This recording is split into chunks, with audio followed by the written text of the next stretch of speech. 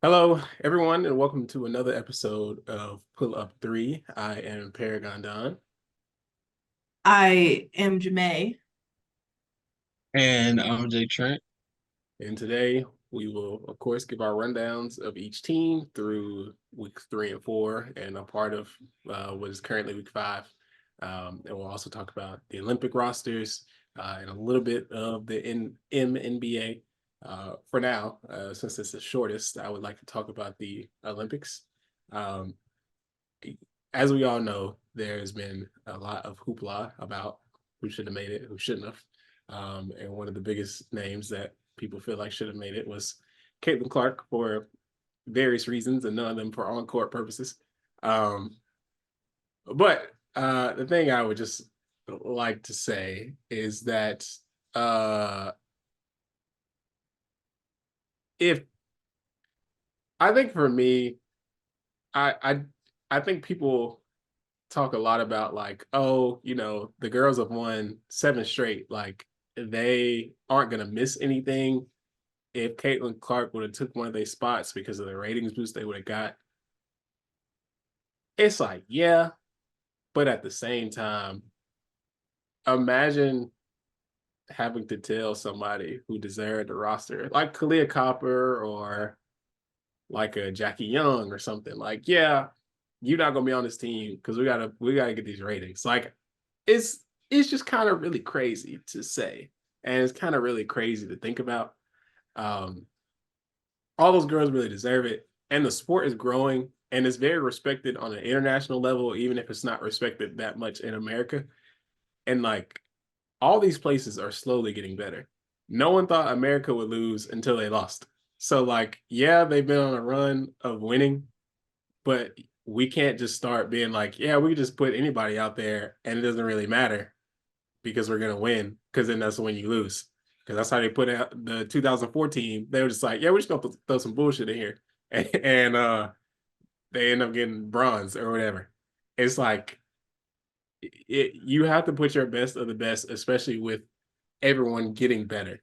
So yeah, just she'll have her time. Cameron Breaker have her time. Angel Risa have her time.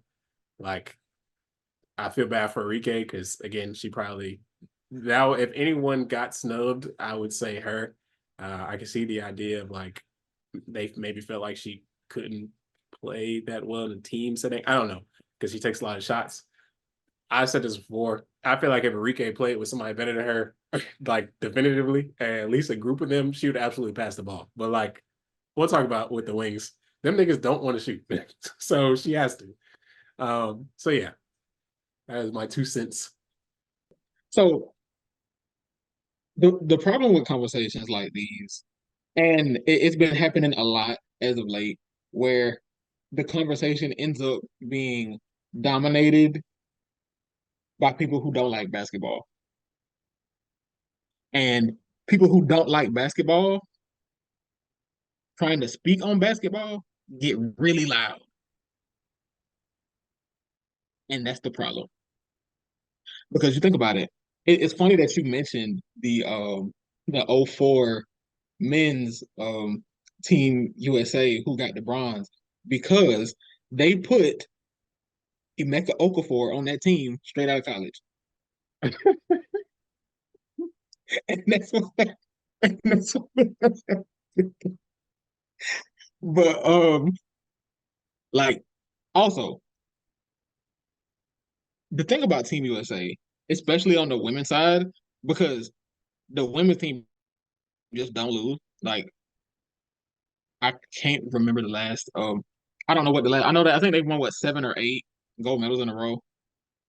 So there are probably, you know, 16 players, I'm just throwing a number, 16 players that deserve to be on the team every turn.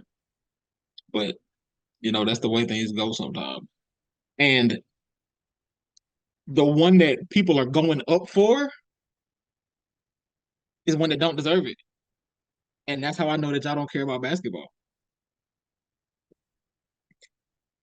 Can you imagine if they decided we're gonna give her Kylie a copper spot because it'll make the ratings go up. Can you imagine how bad she would get her ass bust in training camp? Like it would be hell for her. Like I can only imagine because it's just like imagine the other players on the team being like, "Oh yeah, this one player didn't really deserve it, but she in here because the folks that don't like basketball said so." Yeah, that'd be hell. So, congrats to everybody who made the roster. Um, on the other side of that, Team USA, especially on the women's side, has been so dominant.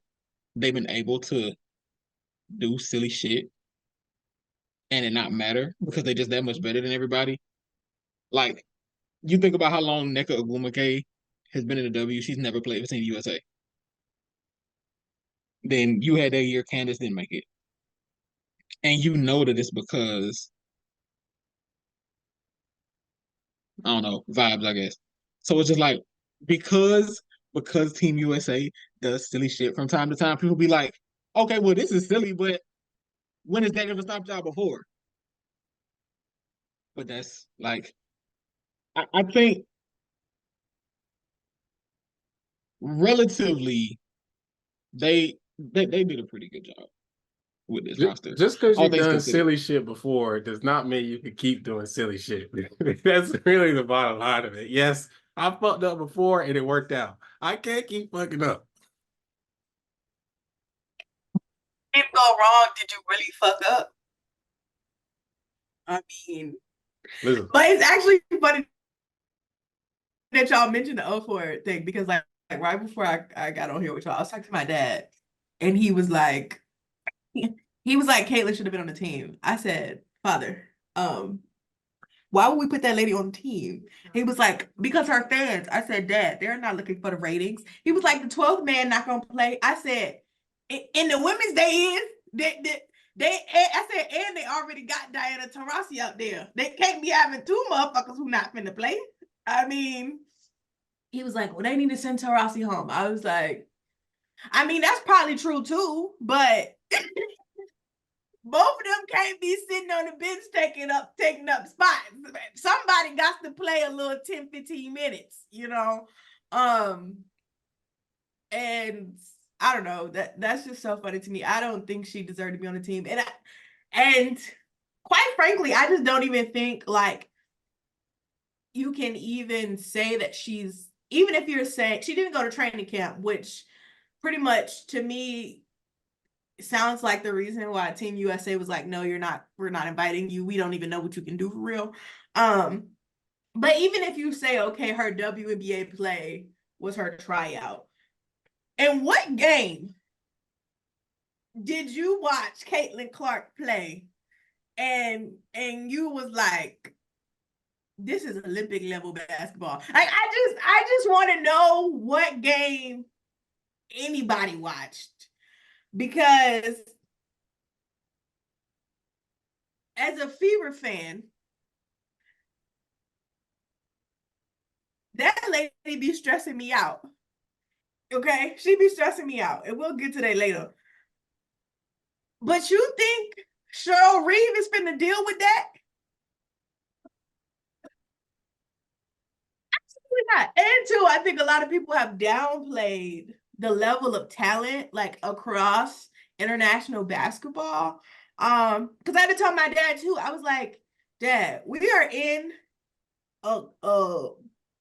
our group is Japan, Belgium, Germany, and us. Germany stinks. Okay, they barely made it. Okay, so we don't really. I mean, yeah, but Belgium and Japan are like top five. Like they could really beat our ass. Actually, they almost beat our ass in the qualifier. I mean, we have all our big dogs with us, but they had our MVP out there, and she was looking crazy. They had to get Nafisa Collier out front and to do something for us. So honestly, we need to be respecting. We really do need to put out our best talent, because it might get a little scary. It might get a little scary. I don't know. I would hate for us not to get a gold medal, you know what I'm saying? But everybody gotta come to work with their work pants on. We can't be doing this, here for the vibes thing. Diana, you need to save your threes because you got to use them. God, we don't have time for you to be doing that. I don't want to play thing. You can't afford that. You're not gonna waste your 10 minutes. You gotta do something. But yeah, I think the team was put together really well. I loved all of the announcement videos and how each of the players were told. The aces were super cute. Kalia Copper actually cried when they told her, or when her was in her post game, well, not post game, but in her little press conference. And just because that lady showed any emotion outside of annoyance, she deserved to be there. We deserve that as a people. We deserve that. So I think they did a good job. I'm really excited to watch them play. So yeah. Jackie Young also cried, which I ain't never seen her show any other. I ain't never think I would see no shit like that from her. So yeah, I thought that was crazy. It really just shows how important Team USA is to these girls. It's Carmelo, I think Carmelo talked about this when he was on, when he played probably his last year. You can make an all-star team, you can make all NBA, you can win a championship in the right circumstances, but to make Team USA, you are cemented. You have to be, especially if you make it multiple times, it's because you were that person. You were him, you were her, you were whatever. So Team USA is really big. To be picked to represent your country is big. I don't and also in this dialogue, I don't want anybody to take this as Diana should have made it because we talked about this before. That baby should have been at home. But yeah, outside of that, I think the roster construction was fine. And then Jermaine was saying, everybody in the Olympics pretty much plays. It's not like a regular 12-person rotation in the W. Everybody might not get nearly the same amount of minutes. Asia and them are probably gonna play the most. Asia, Brenna Stewart, Fee, people like that, they're probably gonna play the most. But everyone on Team USA plays to a degree. So yeah, you have to be ready. And they just felt like she wasn't ready. And that's fine, because there have been times where CC hasn't looked ready on the WNBA court, and that's fine. People talked about Angel being on there to some people saying Angel and Cameron Brink. They have both also looked like they weren't ready at times. I think the last time I think Angel and them played for Team USA in FIBA or something, and they got silver. So it's they'll have their time. We can't be trying to force y'all. Need to stay out of people's pockets is the thing. Y'all are talking about ratings. If you're talking to me about ratings, I'm not really trying to hear it, because why are you as a regular citizen talking about they need the ratings, or this would be good for the business, or what are you talking about? No matter how much money the W gets will not affect your bottom line at all, because you don't have money in this. So why do you care? As bad as the dialogue has been around Caitlin Clark not making the team, the only way the dialogue would be worse is if she made the team and was a DNP. Can you imagine that? My dad was like, well, what if they lose? Then her fans are gonna be like, look, she could have helped. And I was like, that's how they're delusional. Because if Angel Wilson, Brianna Stewart, Jackie Young, Chelsea Gray, and motherfucking Kalia Copper get their ass beat in the Olympics, you think Caitlin Clark was gonna help them? Don't even piss me off. Don't piss me off. And just for that, they really can't lose, because if I see that, will be shutting down the Twitter app myself. It will be no more. If these We niggas will all lose, be. if these Have you niggas seen? lose, the Think pod about might be this. done. Think about this. Have you seen? Have you seen the way Team USA reacts when they lose in basketball? Period. Like they shut everything. If they lost next Olympics, Cheryl Reed would not be the coach. Like they would shut the whole program down. Everybody that's there now would be gone. Everybody. So I promise, it's not because Caitlin Clark would have fixed this. No, like it will be a complete turnaround for the program if they lose. So we'll see how things go. You know, well, all the best of them girls. I know they'll do a fantastic job. Yeah, but yeah, there was no rookie that was going to help them do anything, and that's fine because they are rookies. Like it's whatever. But now we can go through our teams. Of course, Jay, would you like to start with the Atlanta Dream? Okay. So as you could probably guess, I have a lot to say. But so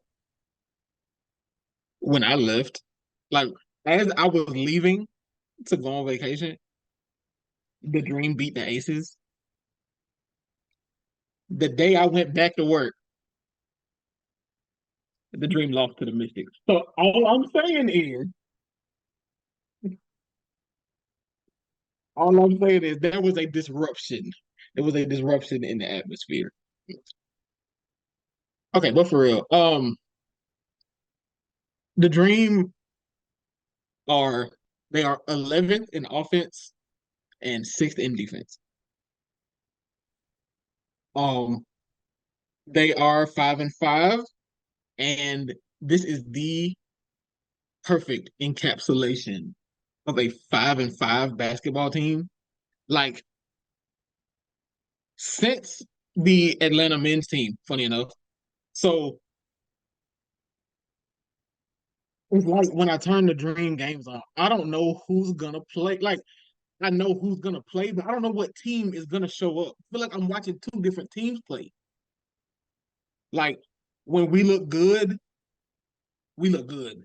Like the defense is active, switching, you know, rotating, being decisive on the offense with their passes, like making the extra pass. Other times on the offense, especially, there's like overpassing going on, especially on the perimeter. It's like people are hesitating, like they're not confident in their shots. There's just an all around indecisive offense that I'm watching a lot of time. Now, the exception of indecisive offense is when Tina Charles gets the ball. Because if she get it, that shit going up. It's like always, always. I think, and obviously Tina Charles is a legend, and this could very well be her farewell tour. But is your farewell tour gonna be hijacking the offense and taking 15 shots in the game? Like, be for real. I just feel like there's like too many post ups, not enough threes. And I'm not one of them layups and threes people. As a team, we just don't take enough threes, and that's because we don't have enough reliable shooters. We got two dependable shooters, and we got two dependable drivers, and it's the same two players.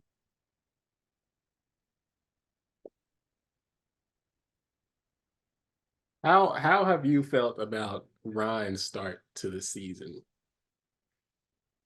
Um, so it it there was a comment that Kanisha Wright made about she's making the right reads with her shot. Like the shots that she's taking, I'm okay with her taking them because of our like she's obviously one of the dependable shooters. So like I'm okay with her taking the shots that she's taking. There's just been, I mean, sometimes they don't fall. That's that's basketball, law of averages, all of that. Eventually they're gonna fall. She's getting good looks. I'm okay with her being in a slump. It happens. The problem is we don't have enough offensive firepower to supplement that. If she don't have it going, we don't have nowhere else to go. She's dependable. Alicia Gray is dependable. It's kind of sporadic from everybody else. And I feel like a part of that, I'm looking at the GM and I'm looking at the way that the roster was constructed because I feel like last year in the playoffs, after we lost to Dallas, we got absolutely killed on the glass. Like we could not get a rebound to save our lives. And I feel like they went into this offseason feeling like all we needed to do was add size. And I think they might have missed the point. Because the offense is super post heavy. We got we we are starting two offensive minded centers, and neither one of them want to be centers.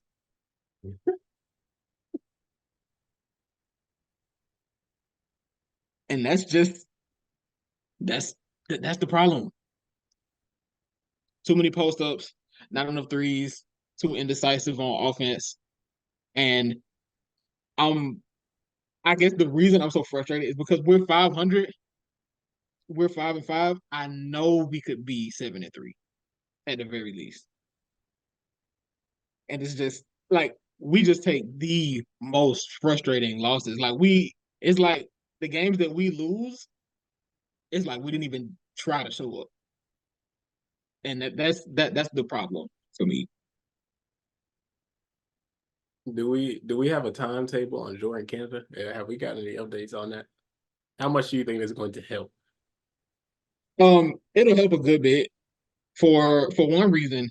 Like I said, we're second to last in the league in offense, and I think just having a point guard that can read defenses at the level that Jordan Canada can is going to help. The thing is,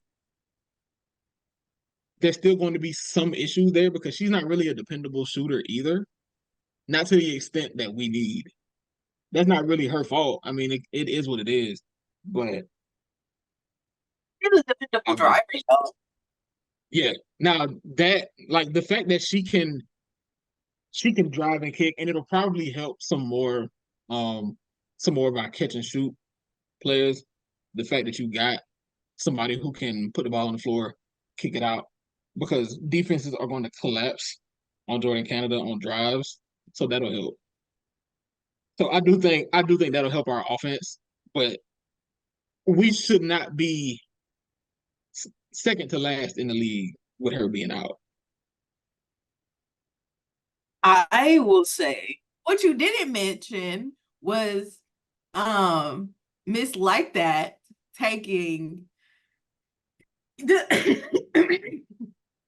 her and Tina Charles, when I say them two motherfuckers, they don't care, they gonna shoot the ball. Which is like you need them to score. And with Ariel is not as bad because she's obviously coming off the bench. But like when you look back at the box score and you've seen that Ariel Powers has taken more shots than Ryan Howard, like you know we have a problem. Like something doesn't add up. And I think the thing for me that just kind of doesn't make sense is just like how much I feel like everybody has regressed. Like, and I know Ryan was like going through a shooting slump, so I don't know how much of hers is regression, but like even Leash, I feel like she hasn't been super aggressive lately. Nia Coffee gets in the game. Like, sister, you were there. You was the shooter last season. I don't know why you don't think you are now, but you need to get out there and shoot the ball. Like, that's what they got you out here for. I think Haley's been a little bit more aggressive. I think Crystal Dangerfield comes in and does what she needs to do, but I don't know. It just feels like all the starters are just kind of like, who, like you said, they feel stagnant, and they feel like, okay, well, who's gonna go? Who's gonna take the shot? When it's like, why is there not a clear hierarchy of this is who we want to get the ball to, right? And to me, it's very clearly Ryan Howard. I don't even let Tina be second. She got to get her shit off. And two, I will say, when Tina is like working on offense, she's definitely more aggressive on defense. So you got to keep her involved so that she's a little bit invested through the rest of the game, which is crazy, but that's neither here nor there. And then Leash, and then everybody else. And maybe it's because Tina is now post option 1 and Cheyenne isn't, so maybe that's had her feel, I don't know, she just doesn't feel aggressive either. So I don't know, maybe some of the lineup needs to be changed, and then maybe moving Cheyenne to the bench, and maybe you start Nia Coffee instead. And yeah. And now you can spread the floor more, because Tina gonna go to work, and it's like y'all not crashing the board no way. So you might as well get all of your shooters out and prepared. I don't know. I would really like to see Tanisha like try to mix it up a little bit, because I just feel like nobody's doing anything. I do really like that Ryan has become more like, she started to like get other people involved more, which I think is really cool to see her assist numbers go up. But my sister, you got to shoot the ball. Like, I don't leave it to Haley, leave it to Crystal. I mean, if it's a clear, obvious one, go ahead and take it. But I feel like her focus needs to be like, I am option 1, and that to remain. Like, if Tina want the ball, if Tina want offense, she will go get a rebound. If she thinks especially if she playing the rookies, which is so funny to me, because she really be cooking them girls. And be happy about it. Like, and then dapping them up after the game. Like, like, yeah, you did good today. Like, girl, you just push down. Anyway, yeah, I would like to see Ryan definitely be more like, bitch, this is my team. I am the girl. Y'all are the girls' helpers. And I think they'll look better for real, because like last year it was kind of like you needed her, like Ryan was doing a lot, and you just needed everybody to just kind of like help her a little bit. And like Leash started to lean into that, and Cheyenne started to lean into that. But it's like, we need y'all to keep that going. Y'all can't be backtracking now. right. Yeah, I feel like as far as the starters go, I feel like starting Cheyenne and Tina together, it just feels kind of redundant. And it's like, because they play a similar game. Like, they're trying to occupy the same spots on the floor. Obviously, when Tina is crashing the boards and she's, stepping out confidently, shooting from the outside, like, it can work. But it's just, you kind of it's you want lineups to be more practical, more comfortable.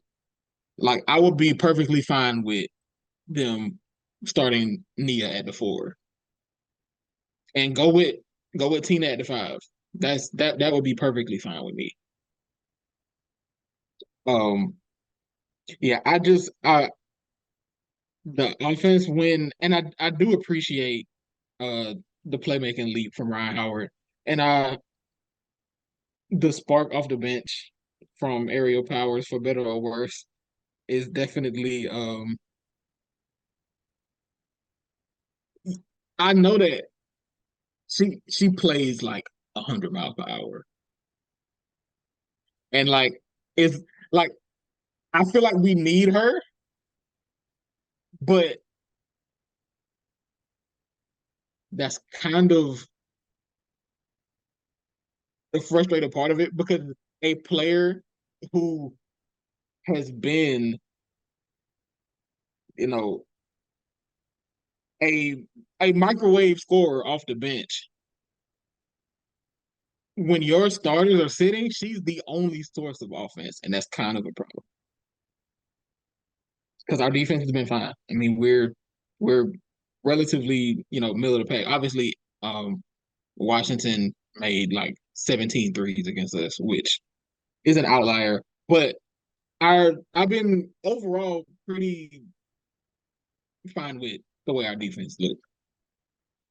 But as far as the offense goes, I just want to see some more structure there. We've talked about Washington and how good their defense is throughout like this whole thing. Like, and they've been in basically every game they've lost. Like, them niggas do not lose. They might lose a lot of games. They do not lose by much. It usually be through tanking antics and just fourth quarter collapses. So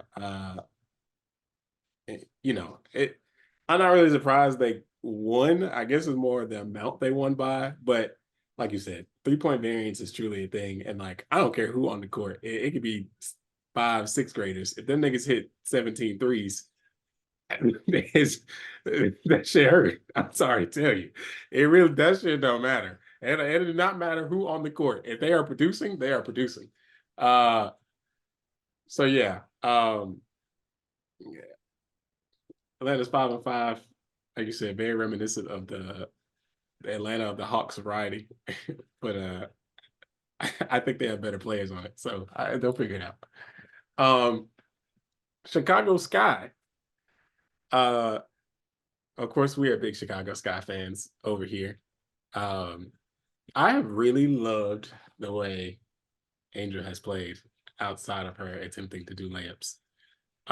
It's so crazy how much she gets to the line because I would never I would never foul her if I like please lay that up. Do what you gotta do. But outside of that, she is so like it's so crazy how good how well everything else is translated. Again, I mean, yeah, I think we talked about this on one of our previous episodes. Like one of the best rebounders in the league, versatile defender. Um, like she passes very well. Camilla just got back, and you could already see the chemistry they have together, and like that high-low game, like both of them giving each other that in either space. Um, it's worked out so well, and I am so excited for their future. Uh, Kennedy has looked extraordinary, especially post assault, that they called it. Um, like, it's only so much I can say about her. Again, she took whatever break she needed, and she has came back better than ever. Her and Dejanay are basically like the main two in the running for 6th player of the year.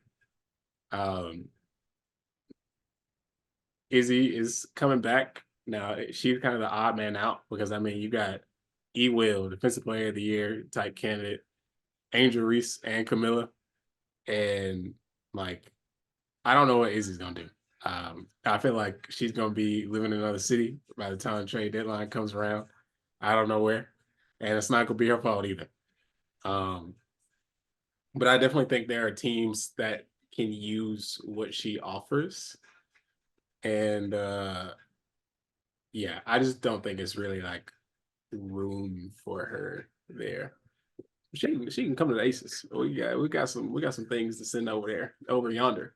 But we'll figure that out. Um, I'm. We talked about how well Marina and Dana have played earlier. I feel like they haven't played as well since, especially Marina. Yeah, Marina looked like one of the best guards, and like she was coming off like she was trying to make an all W team. I think she was leading the team in points and assists. And I mean, I wouldn't be surprised she still is. But like she looked very good at the start of the year.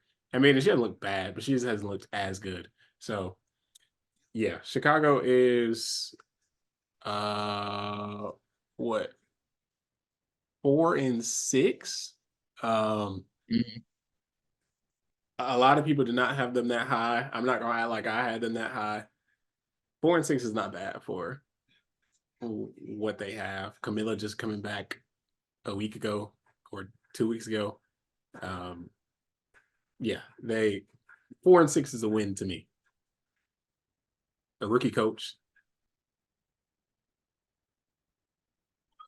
To keep busy because he was out. And I think she tore her meniscus or something like that. So, which is so unfortunate because she really was defensive player of the year, all defensive team, like top 5. I'm so sad. She was finally cooking the girls, and I have always been an E-Will believer, okay? And people was like, she stinks kind of, and I'm like, she's 30. It's just she's just old. Don't do too much. And she was finally showing y'all that she's one of them, and now she's injured. So, but I've also really enjoyed Angel and Camilla, the skyscrapers as they're called. Um, to really see them like make the I don't want to call it a leap because I feel like I ain't gonna say the transition has been seamless, but like them to being able to continue to do what they've done previously, I think has been really nice to watch. Especially their chemistry with Kennedy. She is definitely like all energy, and I know a lot of people wanted her to be a starter, but I really think that they need to keep her off the bench and just like, let her bring the energy when they need it. And, if she needs to close the game. But I don't think she really needs to be a starter. I will say it's funny that you say that you think Marina has been worse. I actually think Dana has been worse.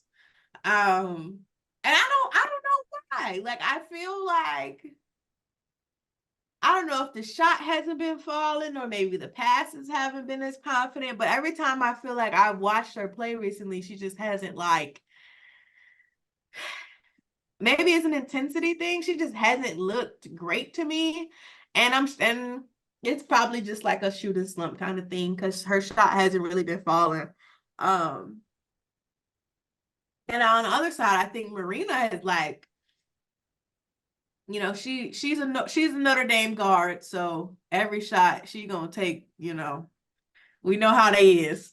But I still think that she's been playing pretty well, like continuing to like defend.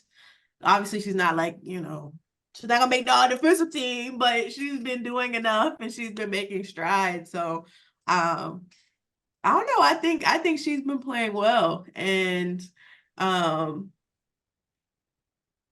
I think too that Chicago is really an energy team. Like when they're all in, they play so much better. But when they just, which I think is good, that Angel is a part of their team. Because she's all like, I feel like she can always like keep the energy up or like, keep the girls encouraged. Um, I don't know when they don't have that energy, and I feel like it's something about it feels like Dana that just she hasn't really bought the energy, and I feel like that's kind of led them to having some slower starts, which I don't think is good for them. Yeah, I think first Chicago is fifth in defense. So I really hate the E-Will injury. I think she would have been a lock for an all defense team. Um, yeah, I feel like there's been some inconsistent guard play, especially when it comes to finding passing lane for the bigs. Like whether it's um whether it's Dana or Marina, I feel like a lot of time if Camilla or Angel or Ewell when she was healthy, they'd have a seal in the paint and the guards would just struggle to make that entry pass into the post. And and that kind of that causes an issue for Chicago's offense. I wonder with Ewell being out, basically forcing Camilla to start, they can play a lot faster. So, and with Camilla being able to run the floor the way that she does, I think that they're gonna have to get her involved that way. But I mean, 4 and 6 with the roster they have, it does seem like they're a little ahead of schedule. So kudos to them. The next team is the Connecticut Sun. They are currently 10-1. So they only have one loss on the year. They look fantastic. Yes, I mean,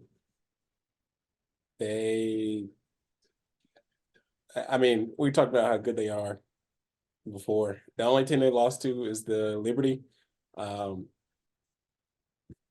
It's only so much to say. Like the Alyssa Thomas, MVP candidate, Dawana Bonner, 24 years old again. Dejanay getting her girl back. Ty Harris hooping. Bree Jones hooping. Like they are doing everything that they need to do to be the team that they're supposed to be. And Stephanie White is coaching her ass off. So I commend them a lot. Yeah, it's only so much to say. Like they just look fantastic offensively, defensively. Alyssa Thomas is the best player ever with no shoulders. Like shit. That's all you can ask for. The Sun, the only loss being to the Liberty, who look like title contenders in their own right. That's a testament in and of itself. Connecticut, as methodical as they can play sometimes, they are number 4 in offense, and they have the number 1 defense. They just everything is it's like when I watch them play, it's like everything going according to plan at all times. It seems like it's like even when there's a turnover, they like, okay, that's cool. We finna force this one and then we're gonna bring it right back up here. Like it just everything works so well for them. AT is, having another MVP caliber season. And they doing everything you can ask. I would love to see them in the finals. I don't know what the path is for them. I guess we'll get there when we get there. But yeah, they look like they're ready to take that lead. I think the crazy thing is that like when they were 9-0, 10-0, or 9-0, Stephanie White and Demona Bonner were both like, we look terrible. Like we're not doing good. And like and even then, like I didn't think they looked bad. Like I thought they looked pretty good, you know, top 5 offense. Like what more can you ask? But I say in like glimpses during that Liberty game, and then of course in the game that they played the Fever, especially in the game where they played the Fever, their offense,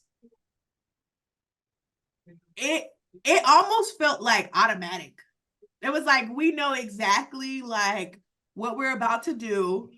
And they were doing it with ease. Like there was no thinking, the passes were being made. Like I feel like before it was kind of like, okay, like maybe I should take this shot, like maybe there's some hesitancy. But like now they're only 11 games into the season and they already look like ready for the moment. And so I really do hope they make it to the finals. I mean, I really want the 3-peat, but I also like would really love to see them do this thing because Demona Bonner is like her last season. I don't know how to really do, you know, I don't know which one I want more. But yeah, they look great.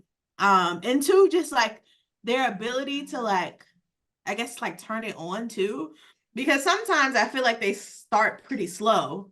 And then at some point they're just like, all right, actually guys, like let's lock in. And it's like, no, like let's not lock in. Like let's not. How about that? How about we don't? So that's all I'm saying. Dallas. I have never been madder about a basketball game.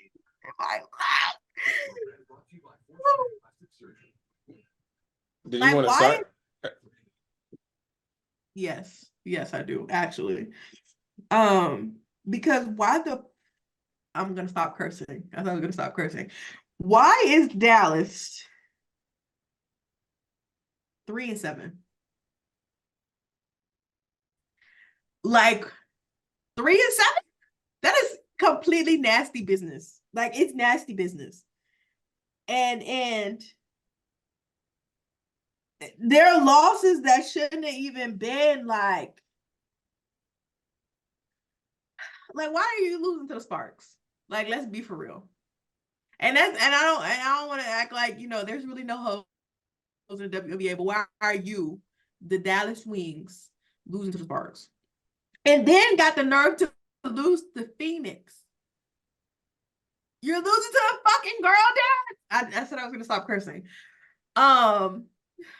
That Phoenix game made me so mad because Arike had 25, 6 before they got to overtime. She had 25, 6 rebounds, like 10. Did she have 10 assists already?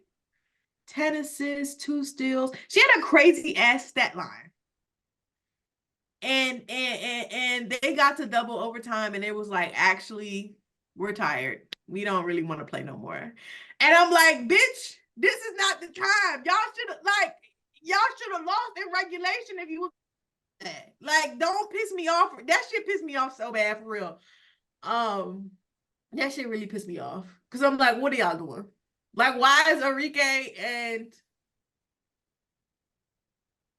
Tierra the only motherfuckers acting like they want to hoop? And it even made me even madder because they literally could have won after the first overtime. Like, Sevi, sister, shoot the ball. Monique, sister, any other day you want to go ahead with the layup when it's contested. You had a lane. Let's take it. Like, what are we doing? What are we doing? Just not just breaking down. And it's making me even madder because it's like, I really want to have an Arike MVP agenda. Arike could even have an MIP agenda. I could really have an Arike MIP agenda. but they are fucking losing. So people are gonna be like, well, our team sucks. And it's like, it's playing so well. It's playing so well. And when you start losing, they start talking about percentages, and I get pissed off because I can't save you because you're losing. I don't give a fuck about that lady efficiency. 9 for 27. She had 30 points. Like, I don't give a fuck. I don't care. I don't care. Like, I don't care that she was fucking 4 for 16 from the three-point. I don't care. Like, I don't care. They need to build some morale. And their next game is the Storm. And I just need them to show some character for real, because it's getting sad. Like, when they lost to Connecticut, I was like, okay. They lost to Minnesota, I was like, all right. And then they lost to the Aces. I'm like, y'all going band for band right now. If somebody don't fucking lock KP ass up, like, what are we doing? Like, y'all are making me mad. Like, anyway, I just need them to get a win. I need everybody to like regroup and just like have a come to Jesus moment, because my Maddie Secrets in my P agenda is not going to work either if you guys keep losing. We can't, like, nobody cares if you lose. We need y'all to at least be middle of the pack. Just at least above 500, or maybe slightly under 500. Like, Yeah. I would just want to say this before Jay goes. Jermaine mentioned the fact that they play Seattle next. I will do you one better. And their next 3 games are Seattle, Connecticut, and the Lynx. So they are 3-7 at the moment. So they very well look like they could be 3-10. But go ahead, Jay. Yeah. Dallas didn't play any defense. Like that's number one. And they have the personnel to rebound very well. Big T does her thing when she on. I love watching Tierra McCowan, and I know that they've had some injuries. I know that there's been obviously Satu Sabali hasn't played. They've lost Natasha Howard. Monique Billings has actually been, solid, but the offense has been fine. Like they're a top 5 offense. It's just, and the offense to me is just Arike save us, and she do it. Like that's the thing. That's the thing. But yeah, I think I don't know what it's gonna take. Well, it's gonna take some players getting healthy for one, and after that, I don't know. They should just be better than they are. Like even with the injuries, I expected them to be better than they've been so far. And I mean, they were in the Phoenix game until the very end. They could have won it. They could have won it at the end of regulation. They could have won it at the end of the first overtime. By the time it got to the second overtime, see, you don't want games to get to a second overtime because every OT after the first one is nasty. It don't matter the sport. Like it's always OT is always nasty once you get past the first OT. So yeah. They offensively it was a good performance from them for the most part. But they're gonna have to string together some upset wins to get back on the right track. What's gonna happen when Dallas gets Paige? you know what though? One thing about Paige Beckers, she gonna pass that bar. Yup. She gonna make the right read, because Paige gonna share the ball. Actually, Paige to Dallas. Let's wake that up.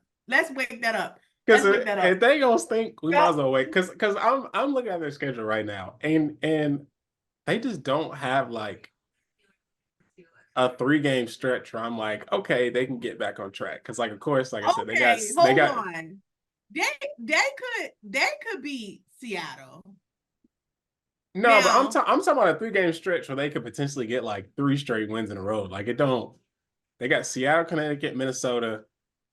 Maybe they could beat Chicago, Washington, and Washington. Like that. That's if they don't win that 3-game stretch, Yeah, I'm that going ain't down a there. yeah that ain't a they could. That's a they better. They better. I will. Yeah. Look, Latricia gonna be getting a red notice on her door if they don't, because that's unacceptable. It might get nasty. I mean, y'all said the biggest pieces. It just had to be someone other than Enrique that's willing to go get a bucket that is not gift wrapped to them. Like I need Maddie to remember she was one of the best scorers in the country at a certain point.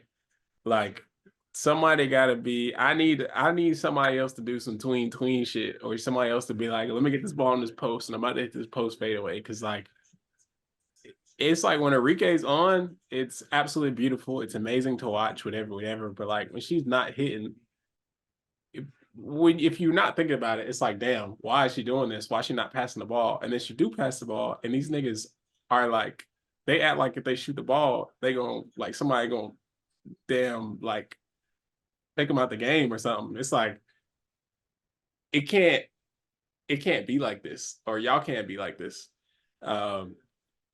Yeah, I mentioned that play, and to go into double OT, like they got to steal. Enrique passed it to Monique, and Monique passed it to Sevi, and then she didn't shoot it, and then she passed it back to Monique with like 2 seconds left, and Monique just had to throw up a shot, and she did not get that shit off. It's like somebody has to shoot. Somebody has to be willing to shoot. That is not Enrique if they are going to be successful. I think the key is another guard, because I feel like Where's Odyssey Sims? Tiara's best game is cleaning up the boards. Maddie's low-key Maddie's best game is cleaning up the board too. Monique, I feel like will do a little bit of creating. But yeah, like none of the other guards. Who else is a guard on their team? Sevi, but she's really she's really good at facilitating. Like really good at facilitating, that so much so that she's like, I actually am not going to do anything else. And we're like, no, sister, you have to shoot the ball too. We can't have you out there doing nothing but facilitating. Who else they got? JC. Her time be up and down. I don't know. Who they be having on the floor? I'm missing somebody. They started, let's see, this last game, they started Enrique, Sevi, Maddie, Monique, and Big T. They don't got no guards. They got it's Enrique and Sevi. That's fine. Got nothing going on. They're the only two that play guard. Everybody else is a big. I mean, I guess Maddie be playing 3. They need to. I mean, in theory, if Satu came back, I feel like if Satu came back, all their problems are kind of solved. Like, I ain't gonna say they don't need Natasha Howard because she's obviously a really good player to have, but like, if Satu just came back today, I think they'd be cool. The problem is she's not coming back to August. I don't think that lady coming back at all, but I hope she is, but I don't think she's coming back. If August come and they are not in position to make the playoffs, I think she might as well just like stay doing a podcast press run, because it ain't really no point. Not the podcast press run. Why are the Sun about to fold? I mean, yeah, are the Sun about to fold after we just gave them flat on? Enrique has 20 and 9 on 8 for 9 shooting. I just talked about her not being able to make a layup, and she missed one. You talk. Angel has 20 and 9. Yeah. You said Enrique. I did. Oh, I think. Yeah, Angel has 20 points and 9 rebounds. So my apologies. Her there. shooting 8 for 9 is crazy. I don't Bro, think Angel has played in a hold on. single Because she shot 5 for 9 or 5 for 10 on Saturday, 5 for 17 on Thursday, 3 for 12 last Tuesday, 2 for 9 last Saturday, 3 for 8, 4 for 9, 4 for 9, 3 for 10, 3 for 9, 5 for 14. Like she has last game was the first game she had ever had a game where she shot 50%. And now she's 8 for 9. So like that's kind of crazy. See, here's the thing. Like, it's obviously something that she can do. I just want her to slow down. Like, it's okay to slow down. Like, I understand that, she a lot of times you feel like, I gotta go up because there's pressure in my face or whatever. But I just feel like the shots are too sporadic sometimes. That's okay. I mean, she's a rookie. But she can reel that in. So I'm glad to see her having a high percentage type game. Shit, me too. If she could average like 15 and 9 the rest of the season on decent shooting splits, I don't see why she can't be leading the rookie of the year race. Like, Can we get the percentage to like yeah, that percentage just looks really can we nasty. get it to like 51? Like, I know we got a ways to go. If we can get it to 51, I'm gonna be moved. But we gotta Listen, get it there. she's at 34.6 right now. I don't know if that's getting to that. It can. It can if you're patient. She's gonna. I feel like to get it to 51, she's gonna have to do what Aaliyah did last year the whole rest of the year. Well, Aaliyah led the league in field goal percentage as Right. a rookie, which is nuts. So like, nobody's doing that.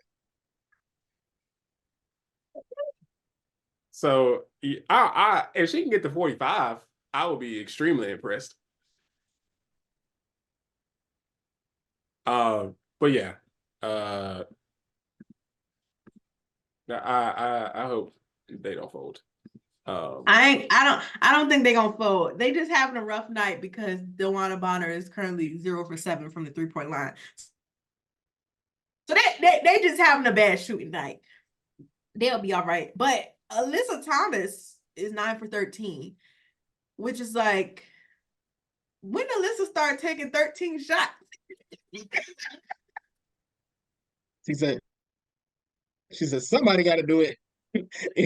if she missing, I got to do something. He said my fiance can't hit it. I got to do something. I got to stick beside her. There was a play. I hope I had to go back and find like the time step on it. But there was a play. She got the ball at the top of the key. She cut straight to the basket. And just there was a defender there. And she was just like, "Oh, it don't matter. I'm getting these." Like, so I mean, she feel like, well, somebody got to get it. If the one shot not falling, I gotta go get it.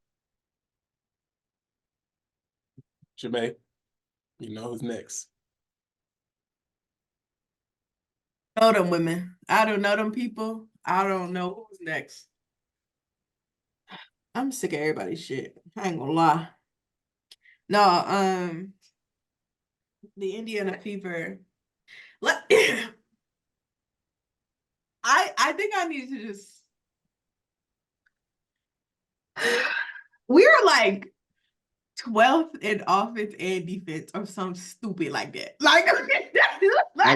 Yeah, 10th in offense, 12th in defense.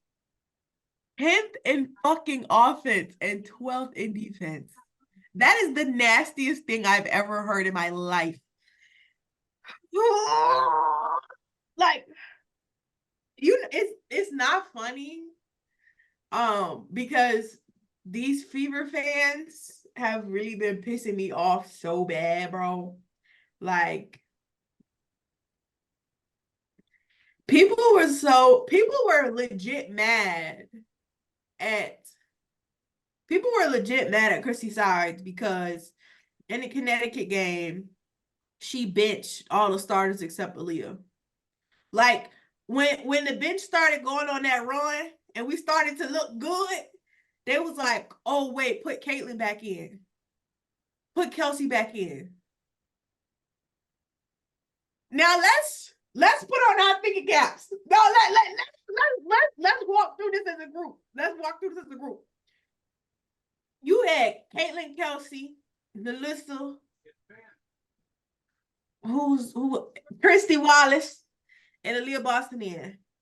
And they let us get down by 28. 28.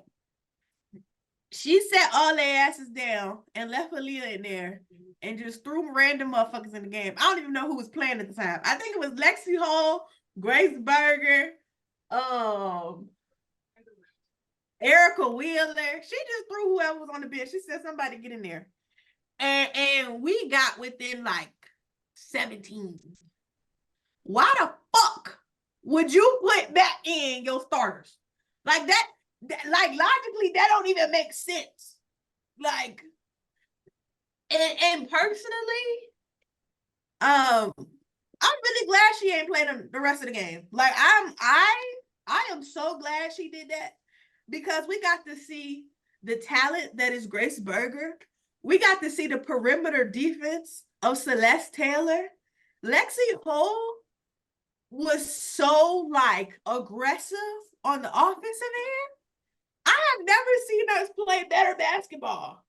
And that's crazy to say because we've won 3 games. But I've literally never seen us play better basketball. And we were down 17. You know, I don't know what she's going to do moving forward. Because the problem is we haven't found a pace that makes sense, right? On offense, they want to play this like fast pace, spread the floor thing. But we're not good defenders. We're not good in transition.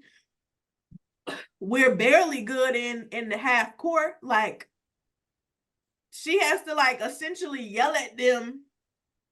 And we had to get a 5-game break. And she had to like yell at them for them to like halfway do rotations well.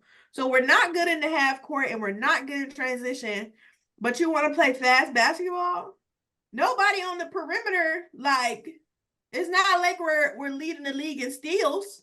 We're getting cooked. We're getting fucking cooked. And I just don't understand it. When we started playing, I think it was the beginning of the Mystics game. We had started the game with, I think Aaliyah had got 4 touches. Nalissa had like 3 touches. And we were up. And somewhere in the middle of the game, we went away from that. And then now at the last minute, we're about to barely beat the Mystics. It's like, bruh. I don't know. I don't know what they're gonna do. Quite frankly, I'm tired of watching their ass. Like, they stress me out every time I cut the TV on. I'm not even gonna lie to y'all. Like, they stress me out. Like, I just be wanting that when we had that 5-game stretch where we did not play basketball. That was like the happiest week of my life. Like, that was like peak happiness for me. I was cutting on the games every day. Like, damn, this is great. Like, I'm really like, I really love it here. I don't know what we're gonna do. Because clearly the very clear to me answer is let Aaliyah play with the back to the basket. And when you're what, let Aaliyah play back to the basket. At least for like, make that option 1. If the other shit don't work, then you can do a little bit more guards, screen to screens, whatever, to get open shots. And if you want to play fast and you want to keep doing this small ball bullshit, which doesn't work. Also, I'm side note, but Christy, I already wanted Christy Wallace off my team, but Katie Lou Samuelson might be added to that list. That baby cannot defend a fucking cardboard. I am so tired of watching her get cooked. I am so tired. I can't keep watching it. Anyway, that wasn't my point. If you're gonna do this small ball thing, you gotta at least put Lexi.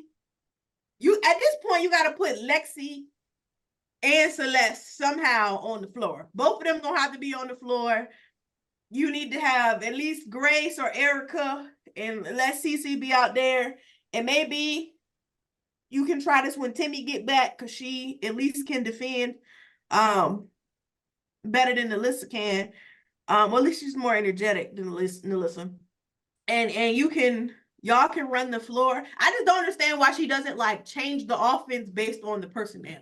I just don't get that. She just like tries to run the same offense every time, and it's like, these people can't do that. They can't do that. It don't work. And it's like, I ain't gonna say it doesn't completely work. It kind of works sometimes. But it's like when it works, it works. But when it doesn't, it looks nasty. And most of the time, it looked nasty. And I'm also tired of people getting on the internet and being like, why did the Fever look so bad? And I'm like, bitch, y'all wasn't outside when we was getting our ass beat. And that's how I know. Y'all, I know we won 13 games, but we also played 40. So that means we lost at least 20. And I know like 15 of them was close, but them other games, we was getting our ass beat. Like, I know y'all wasn't here. Y'all was not there when the Chicago Sky put a 30 piece on our head. Y'all wasn't there. Y'all wasn't there. So stop being like, why do they look so bad? We were never going to beat the Connecticut Sun. I'm so sorry to you. I don't know who needs to hear that. We were never beating them. We were never beating them. Like, I just, especially when fucking DeWanda Bonner is shooting like that, we were never going to win. We were never going to win. And no. And being a bottom 10 defense, what do you think we're going to like?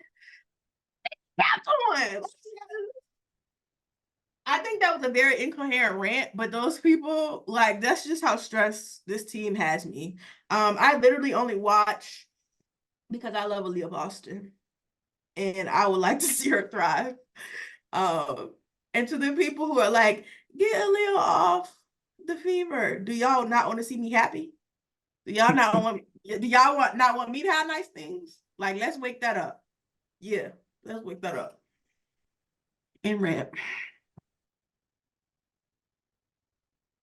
I don't know if there's anything else for me to say about the team. No, there really isn't.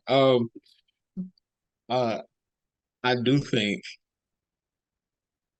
Aaliyah and Caitlin have got to get on the same page. Like, there has to be some form of communication where Caitlin has to know how Aaliyah wants the ball, where she wants the ball. If they want to switch it up, do some pick and roll stuff, that communication needs to be there between them two, because them two, that's your battery. If your battery's dead, you're not going nowhere. And right now, they look a mess. They do. Like, it's like I'm watching, like, when I said the dream show up, and it's like I'm watching two different teams play sometimes, the Fever look like I'm watching two teams play at the same time. It's like you got three players on one page and two players on another page, and you're not winning no basketball games looking like that.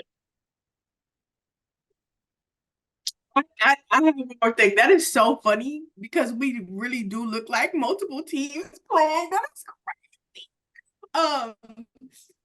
The only other thing I'm saying is people were saying that they don't think that Caitlin Clark is a good point guard because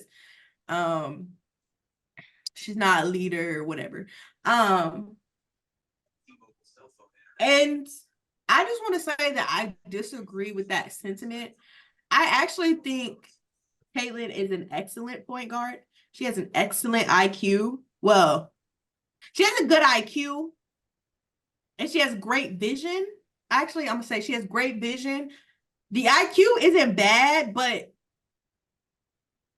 she has to work on like knowing when she has to learn pace of the game. And once she figures out pace, she is going to be elite. And I feel like people are gonna disagree because she put up 30 and she's known for the threes. But Caitlin Clark's best game, she scored 8 points. She had 8-7. She had like 8.7 rebounds and like 6 assists. That was the best basketball I have ever seen Caitlin play. And I feel like I said this kind of last time, but they gotta figure out like they, as in the Fever, and she has to figure out what kind of player she wants to be, right? Like, do you want to be like the best point guard in the league? Or do you want to be the greatest scorer of all time? Because those are two different paths. And with the current Fever personnel, it's not going to work. Because if you want to be the greatest scorer of all time, y'all probably going to lose a bunch of games with the people that y'all got. But if you want to be the greatest point guard of all time, we can make some work with that. We can make some work with that. But again, that comes with her like learning to play with pace and like, knowing when to make the pass and when not to make the pass. And I feel like you can kind of see her wheels turning too, right? Because she's like, I need to win. But I think once she like realizes, okay, like a part of winning is playing with that pace and playing with like knowing when to make the pass, when to push pace, when not to push pace, it's gonna make a difference. So I know I was very like doom and gloom. I don't hate them. I just like they just stress me out. But I see the like where we can be like a really good team. But they have to decide like what team they want to be. And I don't think like everybody on the team has decided if they agree with the game plan or not. Yeah, I think Jermaine hit it on the head. Coach J said what he had to say. I don't know. I just think they're just not that good of a team. And like it's gotta be like that sometimes. They absolutely could be better. But yeah, teams just struggle. They're young. I feel like, and I mean, of course I could be wrong, but like I just feel like they need